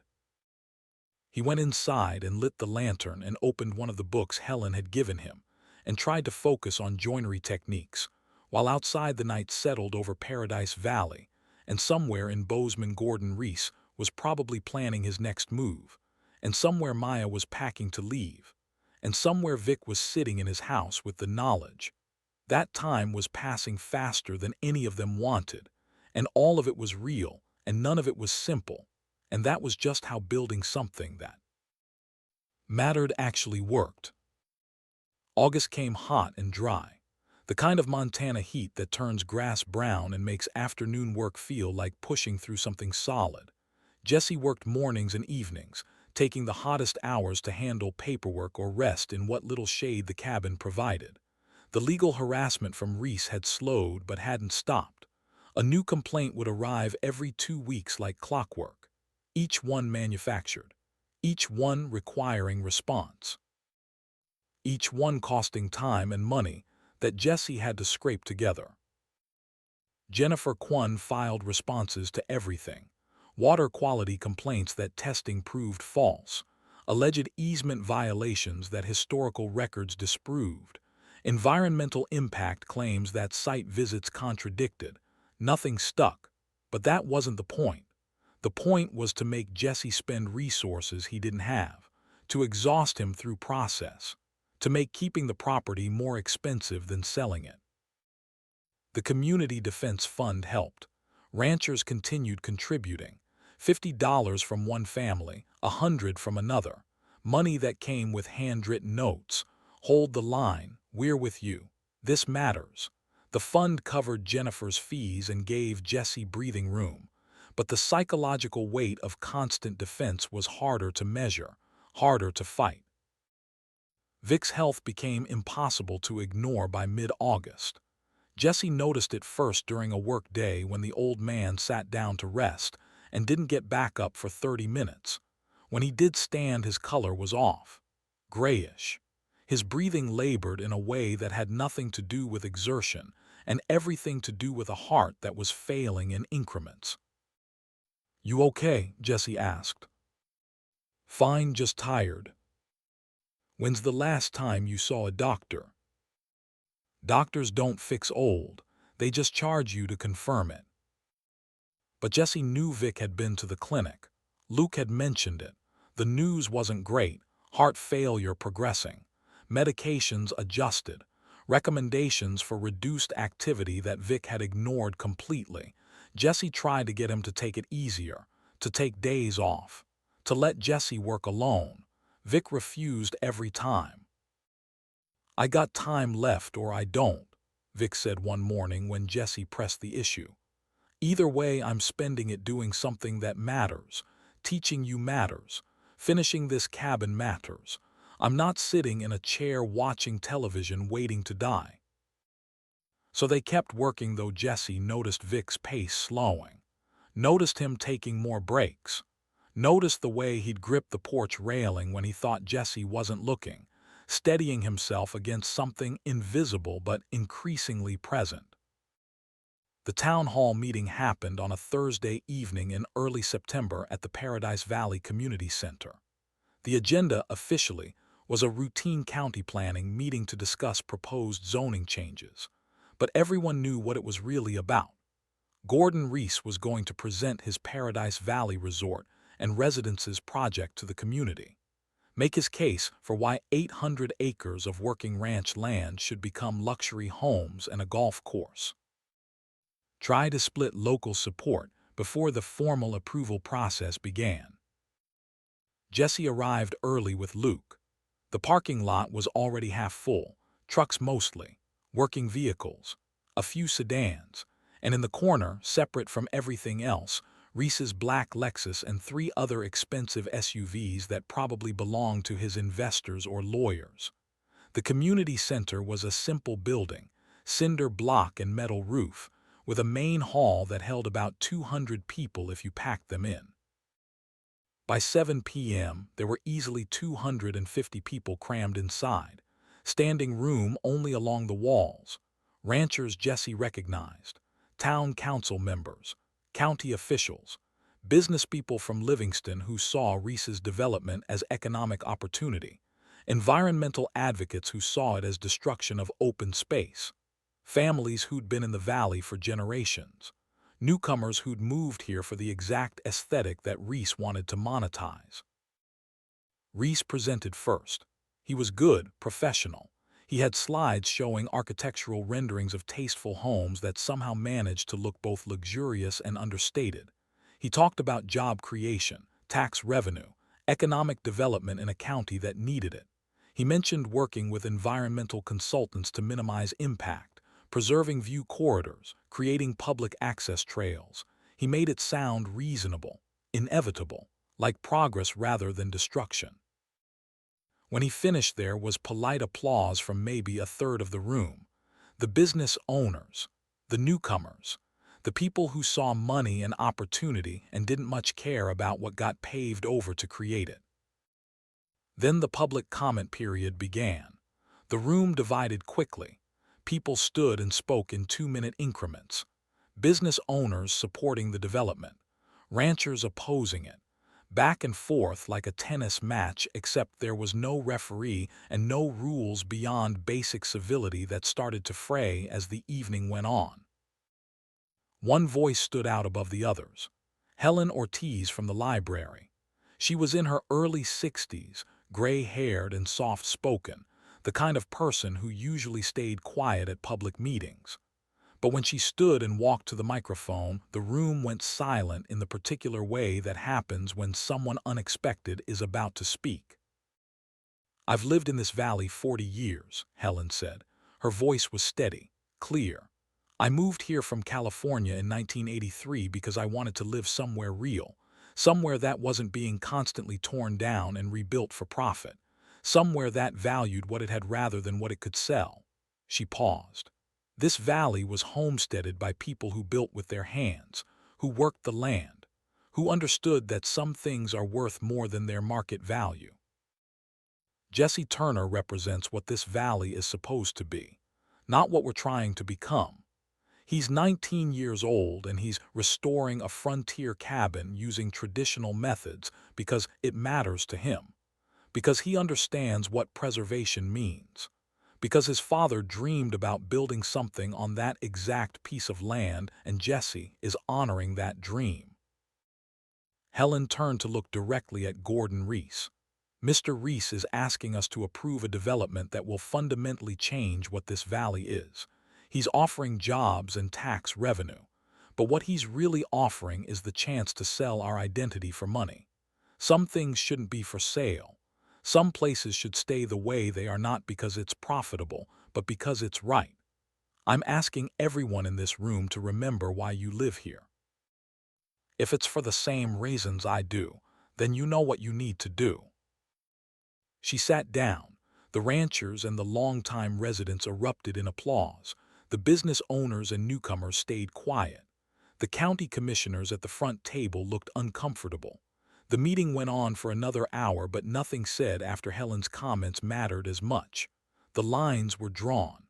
The valley was divided, and Jesse sat in the back row understanding that he'd become a symbol for something larger than himself, not by choice, just by refusing to sell. Vic's collapse happened on a Tuesday morning in mid-September. They'd been working on the interior walls, installing tongue and groove paneling that would eventually be the bedroom. Vic had been moving slower than usual. His color was off, but he'd insisted on working, and Jesse had learned not to argue. Around 10 a.m., Vic set down his hammer and sat on the floor and didn't get back up. "Vic." The old man waved a hand. "Just give me a minute." But a minute turned into 5, and his breathing was labored, and his lips had a bluish tint, and Jesse understood this wasn't just fatigue. He called 911. The nearest ambulance was in Livingston, 20 minutes away on a good day. Jesse sat next to Vic and tried to remember what first aid he'd learned and realized he didn't know nearly enough. "Don't you die on me," Jesse said. Vic's laugh was more of a wheeze. "Wasn't planning on it today." "Good. You finish the cabin. We'll finish it, both of us." "Jesse," Vic's hand found his arm, the grip was weak. "My heart's getting worse. The doctor said it could be months, could be a year, but it's coming. I need you to understand that and be ready." The ambulance arrived. Paramedics loaded Vic onto a stretcher with efficiency that suggested they'd done this many times before. Jesse followed them to Livingston Regional Hospital in his truck, driving too fast on the valley road, feeling something in his chest that was close to panic. Vic couldn't die. Not now. Not when there was still so much work to do. Not when Jesse still needed him. The hospital waiting room had that particular quality of forced calm that medical facilities specialize in. Neutral colors, comfortable chairs, magazines nobody read. Jesse sat and waited. Luke showed up after Jesse called him. Then Tom and Marie Morrison. Then Pete Navarro from the hardware store.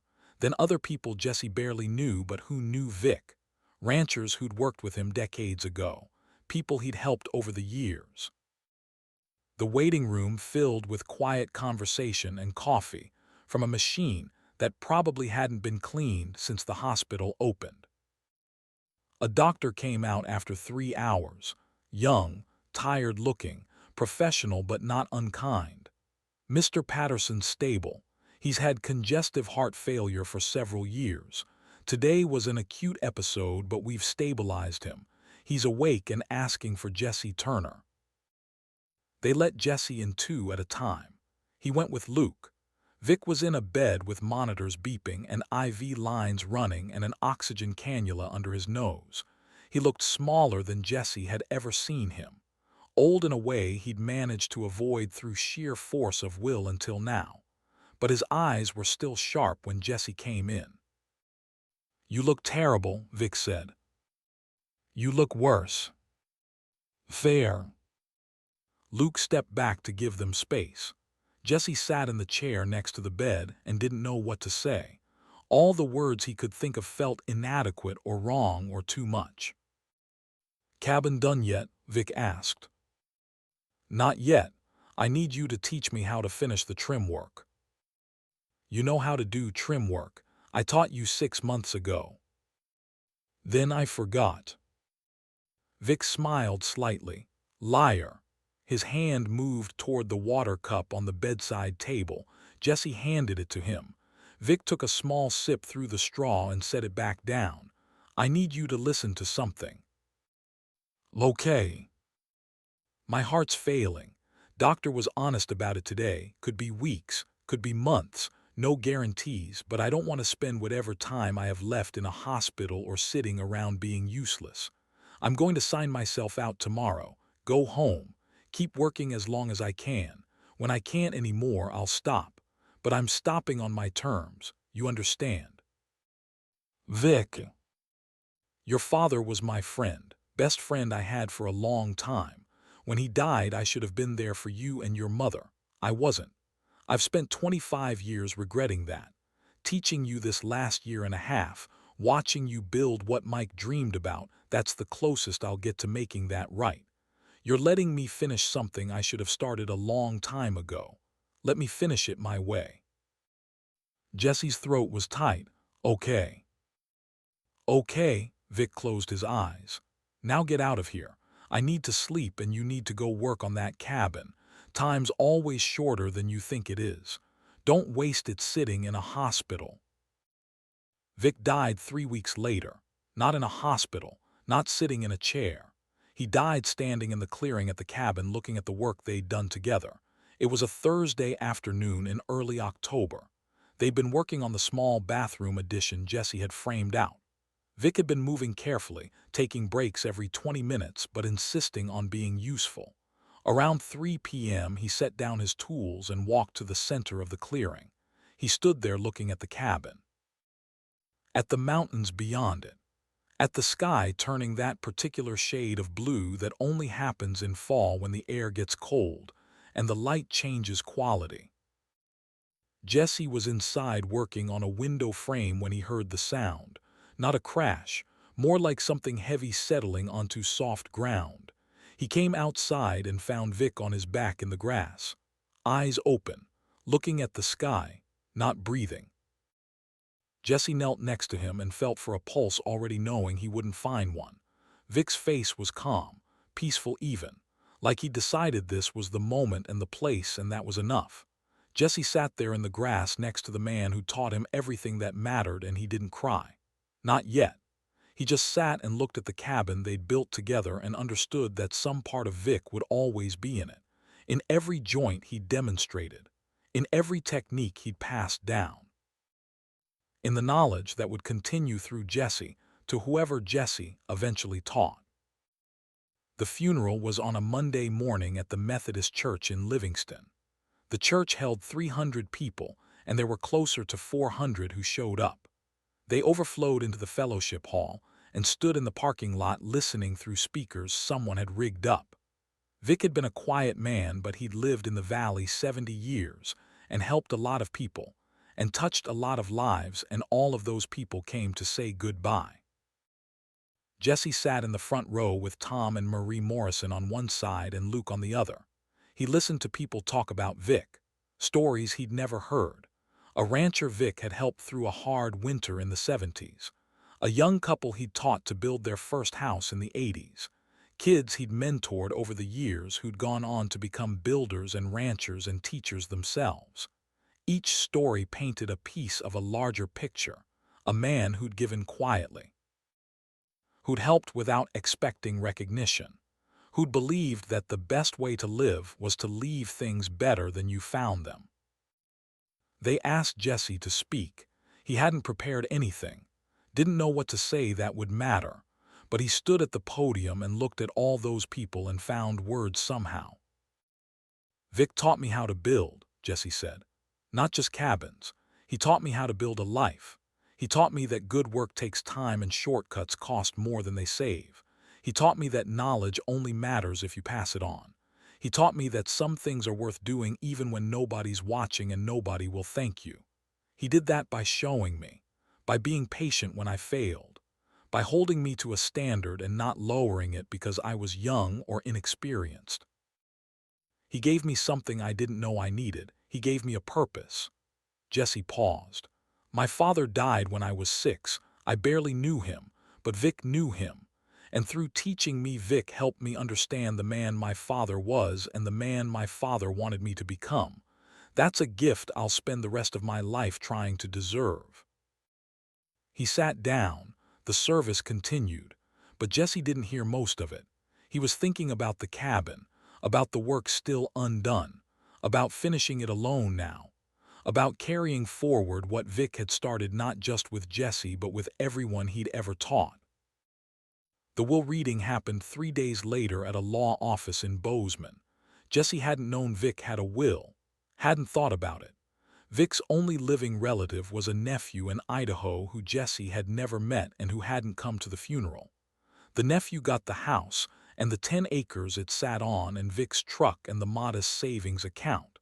Everything else went to Jesse. Everything else turned out to be more than Jesse had imagined. All of Vic's tools, the entire workshop full of equipment accumulated over 50 years, saws and planes and chisels and levels and squares and clamps, everything maintained, everything functional, everything carrying the particular quality that tools get when they've been used well and often, and $40,000 in a separate savings account that Vic had apparently been setting aside specifically for this purpose. The lawyer handed Jesse an envelope with the will. Inside was a handwritten letter on lined paper. Kid, if you're reading this, I'm dead and you're still building. Good, don't stop. The tools are yours because I taught you how to use them properly and they deserve to be used by someone who respects them. The money is yours because finishing that cabin right is going to cost more than you can afford on your own. Your father was my brother in all ways that mattered except blood. I failed him by losing touch when you were small. I won't fail you. Build something that lasts. Pass on what I taught you. That's how I stay alive. That's how your father stays alive. Through the work. Through you teaching others the way I taught you. Don't thank me, just do it right, Vic. Jesse sat in the lawyer's office holding the letter and feeling the weight of it. $40,000. More money than he'd ever imagined having. Enough to finish the cabin completely. Enough to buy the materials he'd been scrounging for. Enough to maybe start the workshop he'd been thinking about. Enough to survive Gordon Reese's legal attacks without going broke. But more than the money, the letter. The understanding that Vic had been planning this, had been setting money aside, had been thinking about what would happen after he was gone, had wanted to make sure Jesse could finish what they'd started together. That was the gift, not the tools or the money. The knowledge that someone had believed in him enough to invest in his future even knowing they wouldn't be there to see it. Jennifer Kwon called Jesse 2 days after the will reading. Her voice had an edge to it that he'd learned meant she'd found something important. How fast can you get to my office? Couple hours. Make it 1. I found something you need to see. Jesse drove to Bozeman faster than was probably safe. Jennifer's office was in a converted house on Main Street, professional but not corporate. She had files spread across her desk when he arrived. Old documents, photocopies of territorial surveys, maps showing property lines from the 1880s. I've been researching the water rights angle, Jennifer said without preamble, trying to find precedent for protecting Valley Creek from diversion. I went through county records, state archives, historical society documents, and I found something in an 1887 territorial survey that changes everything. She spread a map on the desk. It was old enough that the paper had yellowed and the edges were brittle, but the ink was still clear. Valley Creek was marked in blue. Jesse's property was outlined in red. This is the original territorial survey done 3 years before Montana became a state. See this notation. Jennifer pointed to handwritten text in the margin. Stock water source designated under Territorial Statute 47. Protected access. No diversion for commercial purpose. Jesse looked at the notation, tried to understand what it meant. Valley Creek was designated as protected stock water, Jennifer continued. That means it's legally protected for agricultural use. Under Montana law, those territorial designations are still valid unless explicitly overturned. And this one was never overturned because nobody needed to overturn it. The creek has been used for ranching continuously since 1887. So Reese can't divert it. Not legally, not for a golf course, not for luxury home water features, not for commercial development of any kind. Your property contains the headwaters. The survey shows the primary spring source is on your 60 acres. If he can't access and divert that water, his entire development plan becomes economically unfeasible. He'd have to truck water in or drill wells, and the hydrology report his own company commissioned shows the water table is too deep for cost-effective well drilling. Jesse sat down slowly. His whole project depends on that creek. Exactly, and the creek is legally protected, has been for 137 years. I'm filing this with the County Planning Office and the State Water Resources Board tomorrow. Once it's on record, Reese's development permits won't be approved. There's no legal way forward for him. He's not going to just give up. He might not have a choice. His investors aren't going to fund a project that can't get water. His permits won't be approved without a viable water source. Jennifer filed the documents the next day. Within a week, the State Water Resources Board had acknowledged the protected designation and added it to the official record. Within 2 weeks, Gordon Reese's permit application for Paradise Valley Resort and Residences was formally denied by the County Planning Commission, citing inability to demonstrate legal water access for the proposed development. Jesse heard about the denial from Tom Morrison, felt relief but not celebration. The threat was over, but Vic wasn't there to see it. His father had never seen it. The people who should have been standing in this completed victory were gone, and their absence was louder than any celebration could be. Gordon Reese showed up at the cabin one last time 3 days after the permit denial. Jesse was working alone, installing shelving in what would be the kitchen when he heard a vehicle, not the Lexus this time, a rental sedan. Reese got out and he looked different. The polish was gone. The expensive outdoor wear replaced with jeans and a work shirt. The professional smile nowhere in evidence. Jesse set down his tools and walked outside. "You cost me 2 years and $800,000, Reese said without preamble. His voice was tight, controlled anger barely contained. I had investors, contracts, a plan, all of it gone because of a creek. All of it gone because you wanted to steal water from ranchers who have used it for 130 years. That was your mistake. This valley's going to develop eventually, with me or without me. You just delayed the inevitable. Maybe, but not today, not on this land, not with this water."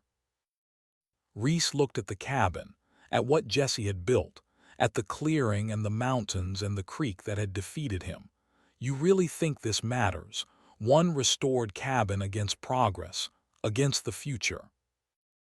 "I think some things are worth protecting even when protecting them costs everything. I think there's a difference between building something that lasts and building something that sells. You came here to make money off this valley. I came here to honor my father's dream. We both got what we deserved." Reese's jaw tightened. For a moment Jesse thought he might say something else, might try one more time to find an angle, but whatever he saw in Jesse's face told him there was no angle left to find, no pressure point, no weakness to exploit. "You're making a mistake," Reese said finally. "Holding on to this, you could have been rich." "I'm rich enough. I own something nobody can take away. I built it with my hands. I learned from someone who understood what matters, and when I'm gone it'll still be standing. That's wealth your investors can't buy. Reese got back in the rental car and drove away without another word. Jesse stood in the clearing and watched until the dust settled and the sound of the engine faded completely. Then he went back inside and returned to work on the shelving. There was trim to install, joinery to complete, a cabin to finish. The victory was real, the threat was over, but standing alone in the space Vic had helped create, Jesse felt mostly tired, grateful but tired. He'd won. The cabin was his, the land was protected, the community had rallied, everything had worked out the way it was supposed to, but the cost had been higher than he'd imagined when he'd started. He picked up his tools and went back to work. The cabin needed finishing. Students would need teaching. Knowledge would need passing on. That was the promise, not to celebrate victories, but to continue the work, to build, to teach, to honor the people who'd believed in him by becoming the person they'd known he could be. Outside, the October sun dropped toward the mountains. The creek ran clear and protected. The cabin stood solid. And Jesse Turner, 20 years old, worked alone but not alone. Vic was in the walls. His father was in the foundation. The community was in the support that had made victory possible. The work continued. It would always continue. That was the point. That was the promise. That was the only kind of legacy worth leaving. Winter came early that year. The first real snow fell in mid-November, 8 inches that turned the valley white and made the access road nearly impassable for 3 days until the county plow came through. Jesse woke in the cabin to find frost patterns on the inside of the windows, delicate crystals that caught the morning light and turned it into something almost too beautiful to disturb. He built up the fire in the wood stove that Vic had helped him install, made coffee on the propane stove, and sat at the table he'd built from reclaimed barn wood and looked at the space around him. The cabin was nearly complete, not finished in the sense that there would always be improvements to make, always small projects to tackle, but complete in the sense that it was livable, fully livable, the kind of livable where you didn't have to think about survival every minute, where comfort was possible, where the space felt like home rather than shelter. The interior walls were finished, tongue and groove pine that Jesse had helped mill himself at Carl Hendrick's sawmill. The small bathroom addition was functional with a composting toilet and a sink that ran on water pumped from the well. Not luxury, but civilized. The kitchen had a proper counter and a propane stove and a small refrigerator that ran on the solar panel system Jesse had installed in September using part of Vic's inheritance. The bedroom was separate now, walled off from the main living space, with a real bed frame Jesse had built using mortise and tenon joinery exactly the way Vic had taught him. The windows let in light without letting in cold. The door fit properly in its frame and sealed tight. The porch was solid, rebuilt with pressure-treated posts that would last another century. The roof didn't leak. The floors didn't creak. The walls held heat. It was the kind of construction that you don't notice because everything works the way it's supposed to. That was the highest compliment you could pay to a building. Invisibility through competence. Jesse spent December working on the details, installing trim around the windows and doors, building shelves and storage, adding small touches that made the space more functional, a coat rack by the door, a boot tray, a rack for firewood that kept it dry and close at hand. None of it necessary for survival, but all of it contributing to the feeling that this was a place where someone lived rather than just existed. He thought about Vic constantly, wondered what the old man would say about each choice, about the angle of a shelf or the finish on a piece of trim or the way a door swung. Sometimes he could hear Vic's voice in his head. Do it right or don't do it at all. Shortcuts cost more than they save. Good work takes time. The voice was so clear that Jesse would turn expecting to see Vic standing there with that patient expression he got when Jesse was about to make a mistake. But the cabin would be empty, except for Jesse and the work. The call came on a Tuesday evening in early December. Jesse almost didn't answer. The number was local but not one he recognized, but something made him pick up.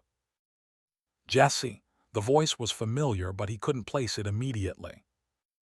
Yeah, it's Barbara Kowalski, Luke's neighbor. Jesse sat up straighter. He knew the Kowalskis, good people. Barbara had sent food to the cabin a few times through Luke, had always been kind in a quiet way. Mrs. Kowalski, hi. I need to tell you something and I don't quite know how. Barbara paused. Your mother called me. The world seemed to stop. Jesse hadn't spoken to Corinne in over 2 years. Not since the morning he'd left David Fletcher's house with garbage bags full of his belongings. He'd thought about her occasionally, wondered if she was okay, but he'd never reached out and she'd never tried to contact him, until now apparently. What did she want? She wants to see you. She asked if I could pass along the message because she didn't think you'd answer if she called directly. Why now? Barbara's voice was gentle. She didn't give details, just said there were things she needed to tell you, things she should have said a long time ago. Another pause. Jesse, I've known your mother for 20 years, since before she married David. She's not a bad person, just a scared one. Fear makes people do things they spend the rest of their lives regretting. I think she's been regretting. Jesse looked around the cabin, at everything he'd built without her, without any help from the family that was supposed to support him. Part of him wanted to say no, wanted to let Barbara deliver a message that he'd moved on and didn't need anything from Corinne Turner. But another part, smaller but insistent, remembered the woman who'd tucked him in as a child, who'd made his favorite meals on birthdays, who'd loved him before fear had made her small. Tell her she can come here, Jesse said. Saturday afternoon, 2 p.m. I'll tell her, thank you, Jesse. He spent the rest of the week preparing without quite admitting to himself that he was preparing. He cleaned the cabin more thoroughly than usual. He stocked up on coffee and basic groceries. He split extra firewood so the rack was full. Small things that made the space look cared for, lived in properly.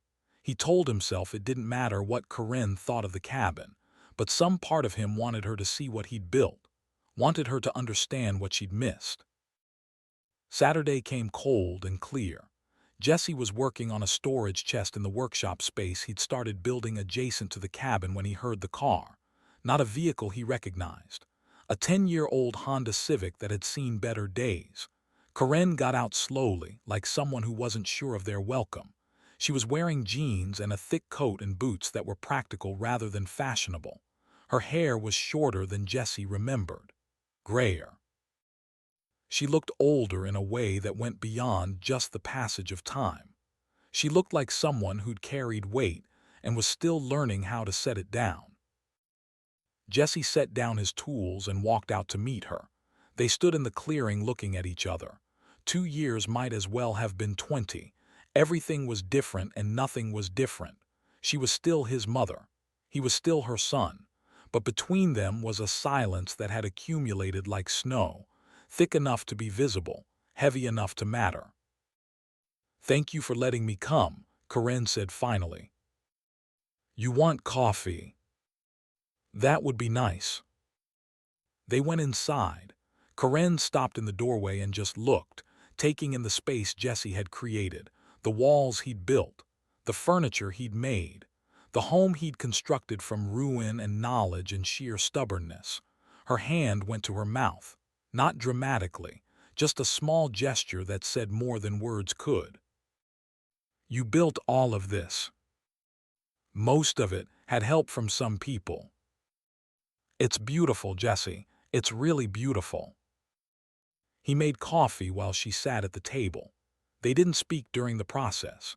Just let the silence exist while the coffee brewed and the fire crackled in the wood stove, and outside the December wind moved through the pines.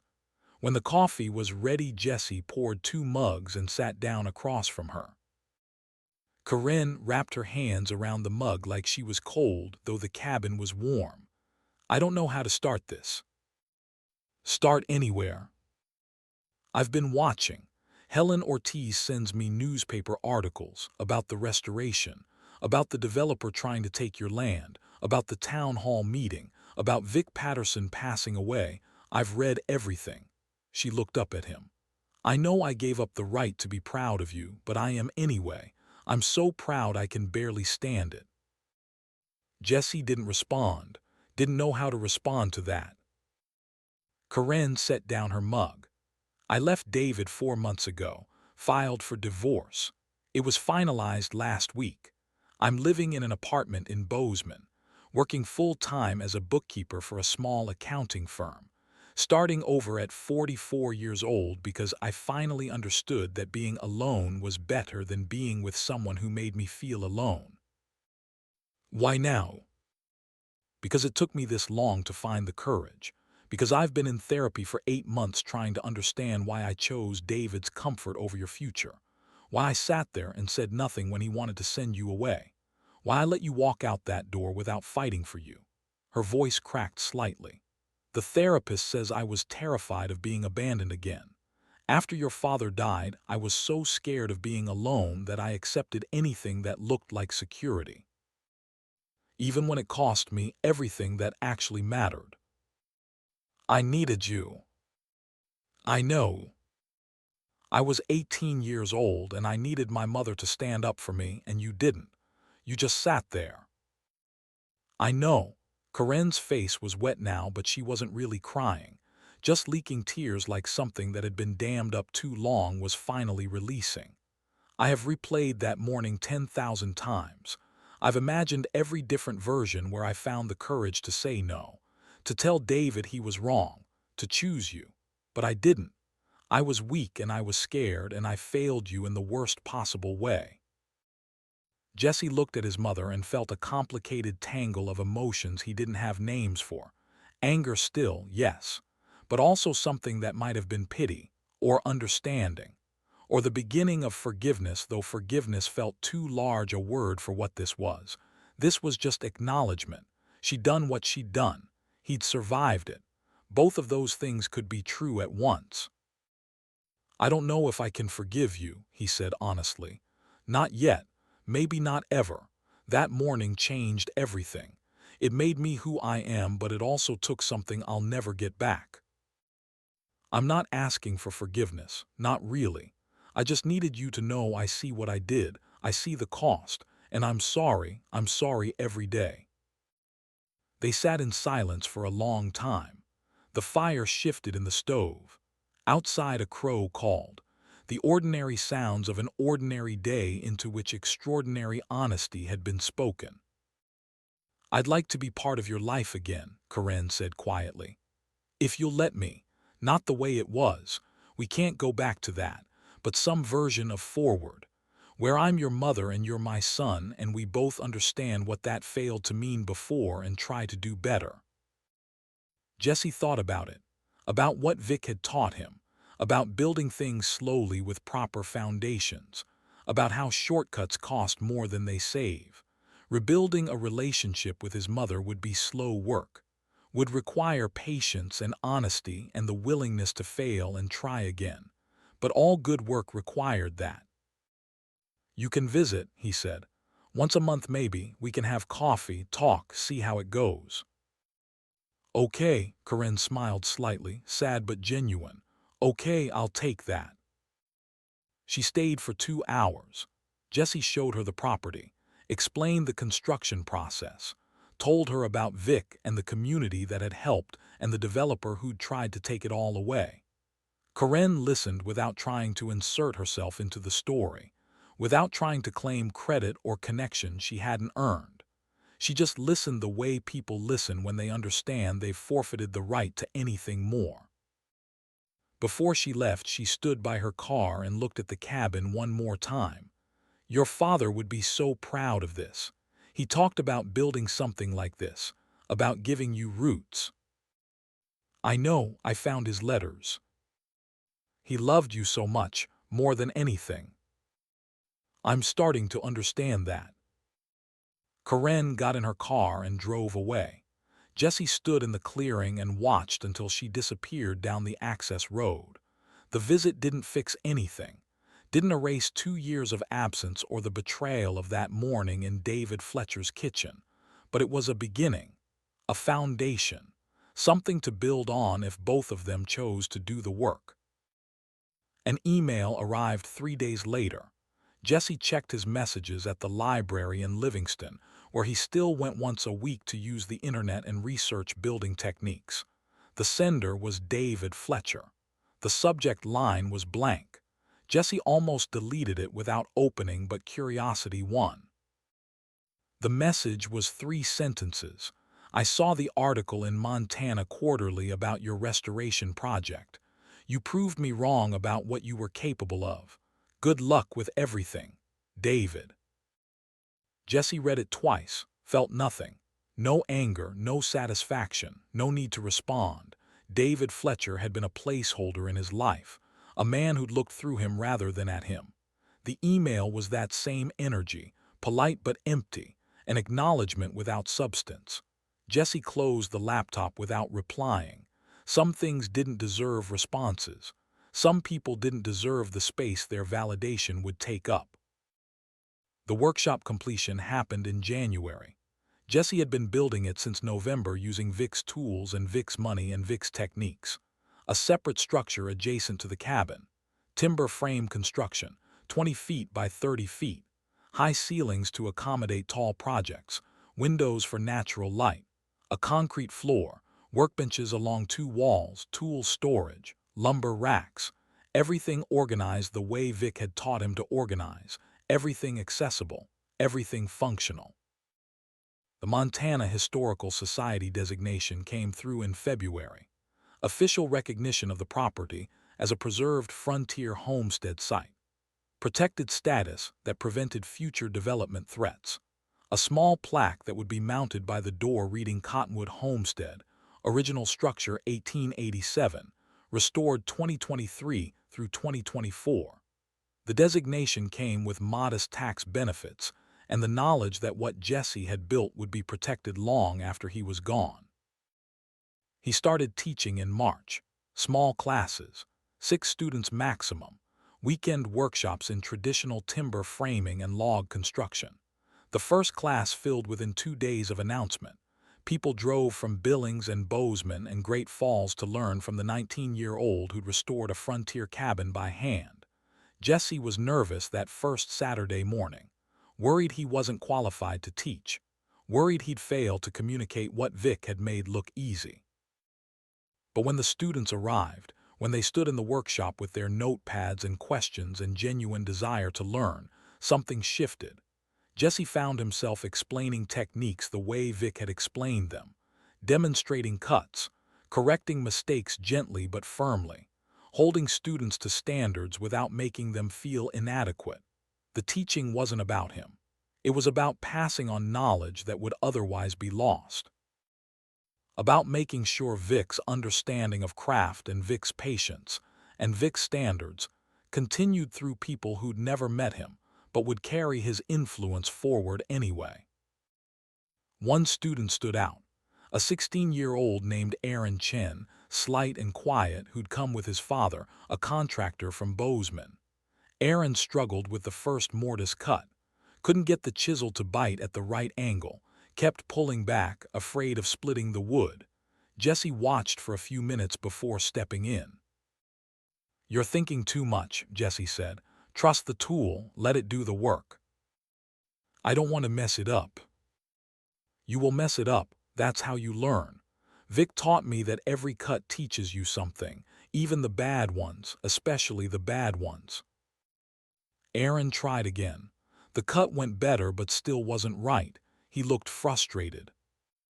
"Here," Jesse positioned Aaron's hands properly, showed him the angle. "Feel that? That's the grain telling you where it wants to go. Listen to it." Aaron made the cut. Clean, precise, exactly right. His face transformed. The particular kind of joy that comes from doing something difficult correctly. "There," Jesse said, "now you know." He watched Aaron practice the same cut 3 more times, each one better than the last, and understood something Vic had tried to tell him a year ago. Teaching wasn't about showing people how much you knew. It was about helping them discover what they were capable of, about giving them permission to fail and try again, about believing in them until they believed in themselves. The letter from Maya arrived in early April. An actual letter, handwritten on good paper, delivered through the mail in an envelope with a Bozeman return address. Jesse opened it standing by the mailbox at the end of the access road where the Postal Service left his deliveries in a weatherproof box he'd built. Jesse, I took a job in Bozeman, started 2 weeks ago. Environmental nonprofit working on water quality issues in Montana. It's good work, meaningful work, the kind I wanted to be doing. I'm not moving back to Paradise Valley, need my own space. My own life separate from the Morrison family and the wedding that didn't happen and all of that. But I'm close enough to visit if you wanted that. I'm not asking for anything, not expecting anything. Just wanted you to know I'm here. Building my own thing, the way you taught me was possible, Maya. Jesse read the letter 3 times standing in the March wind with snow still on the ground and the first hints of spring melt starting to swell the creek. Maya was in Bozeman, 90 minutes away, close but not too close, living her own life but letting him know the door was open if he wanted to walk through it. He drove to Bozeman the following weekend, called her from a coffee shop on Main Street. She answered on the second ring. "Hey," she said. Her voice had a smile in it. "Hey, I'm in town. Wondered if you wanted to get coffee." "When?" "Now I'm at the Leaf and Bean. I'll be there in 10 minutes. She arrived in 8, wearing jeans and a sweater and practical boots, her hair longer than the last time he'd seen her, her face less uncertain, more settled, like she'd found something she'd been looking for. They got coffee and found a table by the window and talked for 3 hours about everything and nothing.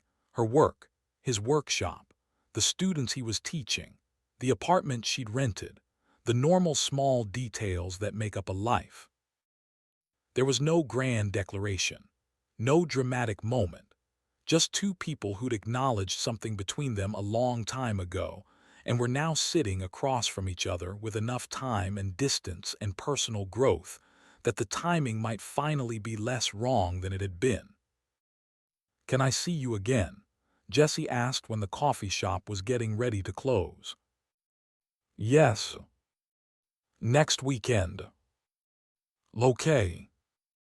They started like that, slow, careful, building something with proper foundations. Jesse would drive to Bozeman or Maya would drive to Paradise Valley. They'd have dinner, go for walks, talk about work and books and the future in the tentative way people do when they're trying to figure out if their futures might intersect. There was no rush. Both of them had learned the cost of rushing, of following scripts other people had written. This was different. This was writing their own story at their own pace. The community open house happened on a Saturday in late May. Jesse hadn't wanted to do it, didn't see the point. But Tom Morrison and Helen Ortiz and Pete Navarro and half a dozen other people who'd helped along the way insisted. People want to see what you've built. Let them see it. So Jesse agreed to one afternoon, 2 to 6 p.m., open to anyone who wanted to come. 300 people showed up, maybe more. The clearing couldn't hold them all. They parked along the access road and walked up. Ranchers and townspeople and students from past workshops and people Jesse had never met who just read about the restoration and wanted to see it in person.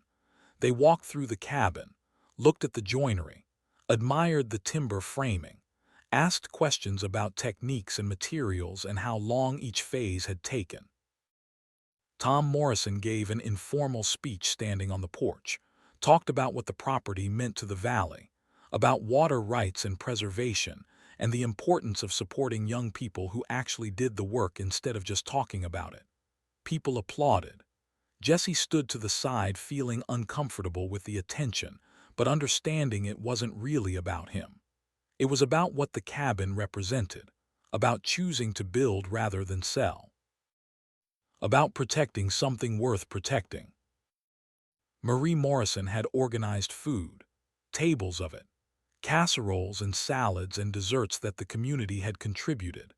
People ate and talked, and kids ran around the clearing, and someone brought a guitar and played old folk songs as the sun dropped toward the mountains. It felt less like a celebration of Jesse and more like a gathering of people who'd found something worth gathering for. Maya came. She'd driven down from Bozeman and brought her parents who'd wanted to meet Jesse. Her father was reserved but kind. Her mother was warm. They didn't mention Jake or the broken engagement, just talked about the cabin and the work and asked Jesse about his teaching. Treated him like someone who mattered rather than someone who'd complicated their daughter's life. That felt like forgiveness even though Jesse had never asked for it. Luke found him later in the evening when the crowd had thinned and people were starting to leave. They stood together looking at the cabin with the last light catching the windows. "You did it," Luke said. "We did it, you helped, everyone helped. But you're the one who didn't quit. That was always the difference." Jesse thought about that morning 2 years ago when he'd driven to the county auction with $147 and no plan beyond not giving up. About every decision since then. About the cold nights and the failures and the learning and the slow accumulation of knowledge and skill, and something that might be called wisdom, though Jesse was too young to claim that word. "I think about my dad a lot," Jesse said, "about what he wanted to build here. Sometimes I feel like I'm building it for him, like if I get it right enough he'll somehow know." "Maybe he does know, however that works." "Yeah, maybe." They stood in comfortable silence while the evening deepened and the first stars appeared, and the mountains turned from purple to black against the darkening sky. Summer brought more teaching workshops. Jesse refined his curriculum, added classes in traditional joinery and timber framing and frontier building techniques. Word spread through the preservation community. He started getting inquiries from farther away: Wyoming, Idaho, even a few from Oregon and Washington. People who wanted to learn these skills before they disappeared entirely. Jesse taught them all with the same patience Vic had shown him, the same insistence on doing things right, the same understanding that knowledge only mattered if it continued. Karen visited monthly like they'd agreed. The relationship rebuilt slowly. She'd come for coffee. They'd talk about ordinary things: work, weather, the small details of daily life. Sometimes she'd stay for dinner. Sometimes she'd meet Maya, who'd started spending weekends at the cabin when her work schedule allowed. The dynamic was complicated. Karen being polite to the woman Jesse was dating. Maya being kind to the mother who'd failed him. But complicated didn't mean wrong. It just meant real. By August, Jesse and Maya had developed a rhythm. She'd come to Paradise Valley Friday evenings. They'd work on projects Saturday, small improvements to the cabin or the workshop, building furniture, planning the garden space Jesse wanted to put in next spring. Sunday mornings they'd drive to Livingston for breakfast at a diner that had been there since the 50s. Then Maya would drive back to Bozeman, and Jesse would go back to work, and they'd talk on the phone during the week, and do it all again the next weekend.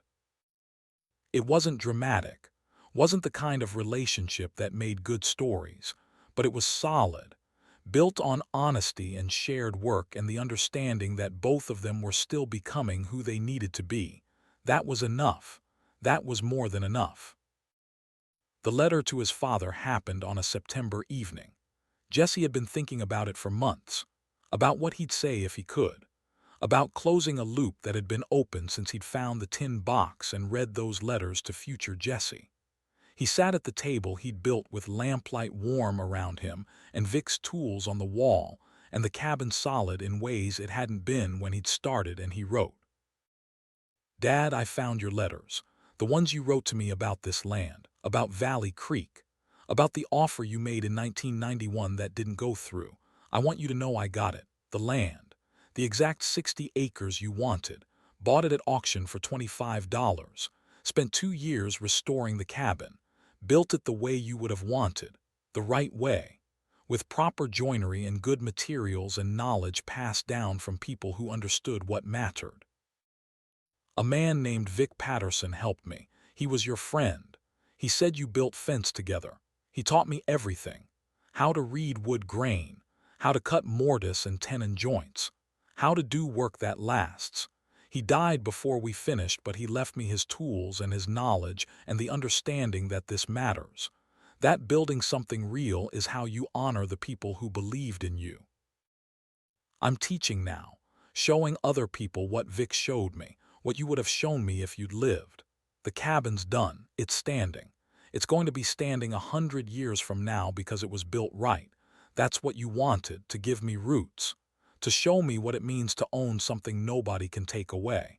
I have that now because of you, because you dreamed it first, because that dream didn't die when you did. I wish you could see this.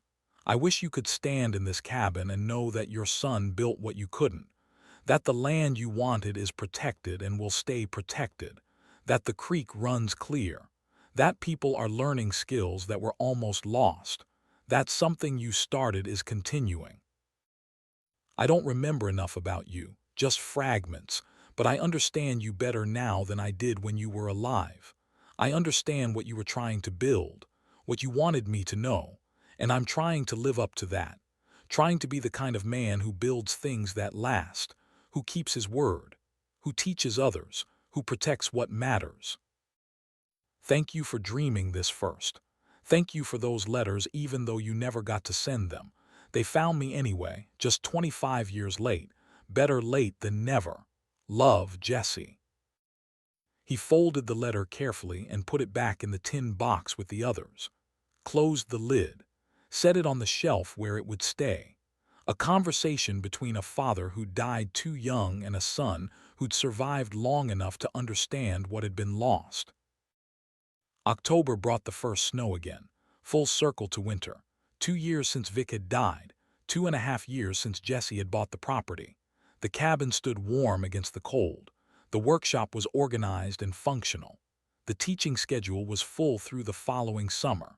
Maya had moved some of her things into the cabin, not living there full time but present enough that it felt like their space rather than just his. The relationship was growing the way good things grow. Slowly, with proper foundations, with patience. Jesse stood in the clearing one evening looking at what he'd built and thought about trajectories. About the morning he'd been thrown out of David Fletcher's house with $43 in garbage bags. About the auction where nobody had wanted 60 acres and a ruined cabin.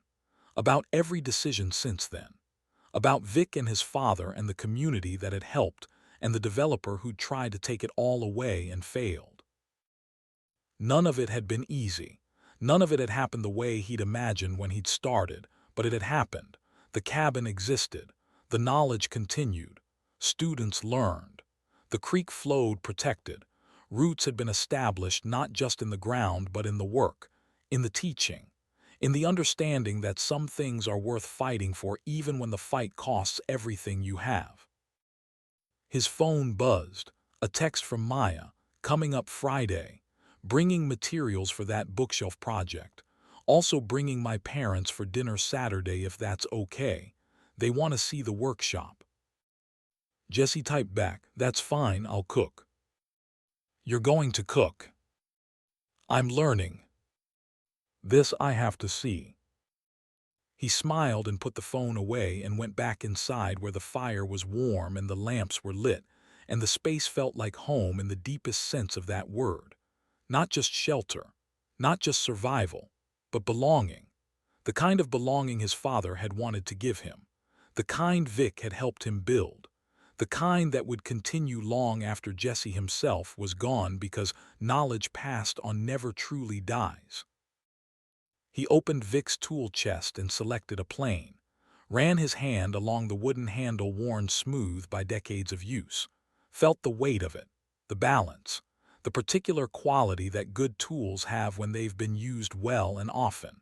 There was trim work to finish in the workshop. a student coming next week who wanted to learn advanced joinery, a life to continue building one careful choice at a time. Outside, the snow fell quietly. Inside, Jesse worked by lamplight with Vic's tools and his father's dream and his own calloused hands. Building, teaching, continuing. That was the promise. That was the purpose. That was enough. The cabin would stand. The creek would flow. The knowledge would pass on. And Jesse Turner, 20 years old, understood that he'd built more than a structure. He'd built a life. The kind that mattered. The kind that lasted. The kind his father would have recognized and Vic would have approved of and Maya understood without explanation. Some things take time. Some things take patience. Some things take everything you have and then ask for more. But when you build them right, when you build them with proper foundations and honest work and the willingness to keep going when quitting would be easier, they become something worth having, worth protecting, worth passing on. That was what this was, what it had always been. Not just a cabin, not just 60 acres, but proof that a 19-year-old with $43 and a truck could buy something nobody wanted and turn it into something everyone would fight to protect. Could take a dream that died with his father and bring it back to life through knowledge passed down from a man who understood what building really meant. The work continued. It would always continue. That was the point. That was the promise. That was the only kind of immortality that actually mattered. The work you did, the people you taught, the things you built that would still be standing when everyone who remembered your name was gone. Jesse Turner set down the plane and looked around the workshop and smiled, not because everything was perfect, but because everything was right, built properly, with care, with standards, with the understanding that some things are worth doing even when nobody's watching, especially when nobody's watching. That was what Vic had taught him, what his father had tried to teach him through letters written to a son he'd never get to know as a man, what Jesse would teach the students who came through his workshop, looking for something real in a world that increasingly valued the appearance of things over the substance. He picked up the plane again and went back to work. There was always more work. That was the beauty of it. The work never ended. It just continued. One cut at a time, one student at a time, one careful choice after another until what you'd built became something larger than yourself, something that would outlast you, something worth leaving behind. The cabin stood in the clearing. The mountains rose behind it. The creek ran clear and protected. And in the workshop, a young man worked by lamplight with tools passed down from a mentor who'd believed in him and a dream inherited from a father he'd barely known, building something that would last, teaching others to do the same, honoring the past by creating a future worth inheriting. That was the story, not of a boy who bought a cabin for $25, but of a man who understood that some things are priceless. Some things you don't buy, you build them with your hands, with your time, with everything you are. And when you're done, when the work is as right as you can make it, you pass it on. You teach. You continue. That was enough. That had always been enough. Jesse Turner understood that now in a way he couldn't have understood at 18. The work was the point. The building was the purpose. The continuation was the only immortality worth having. He worked late into the night. The snow kept falling. The fire kept burning. The work kept continuing. And that was exactly as it should be.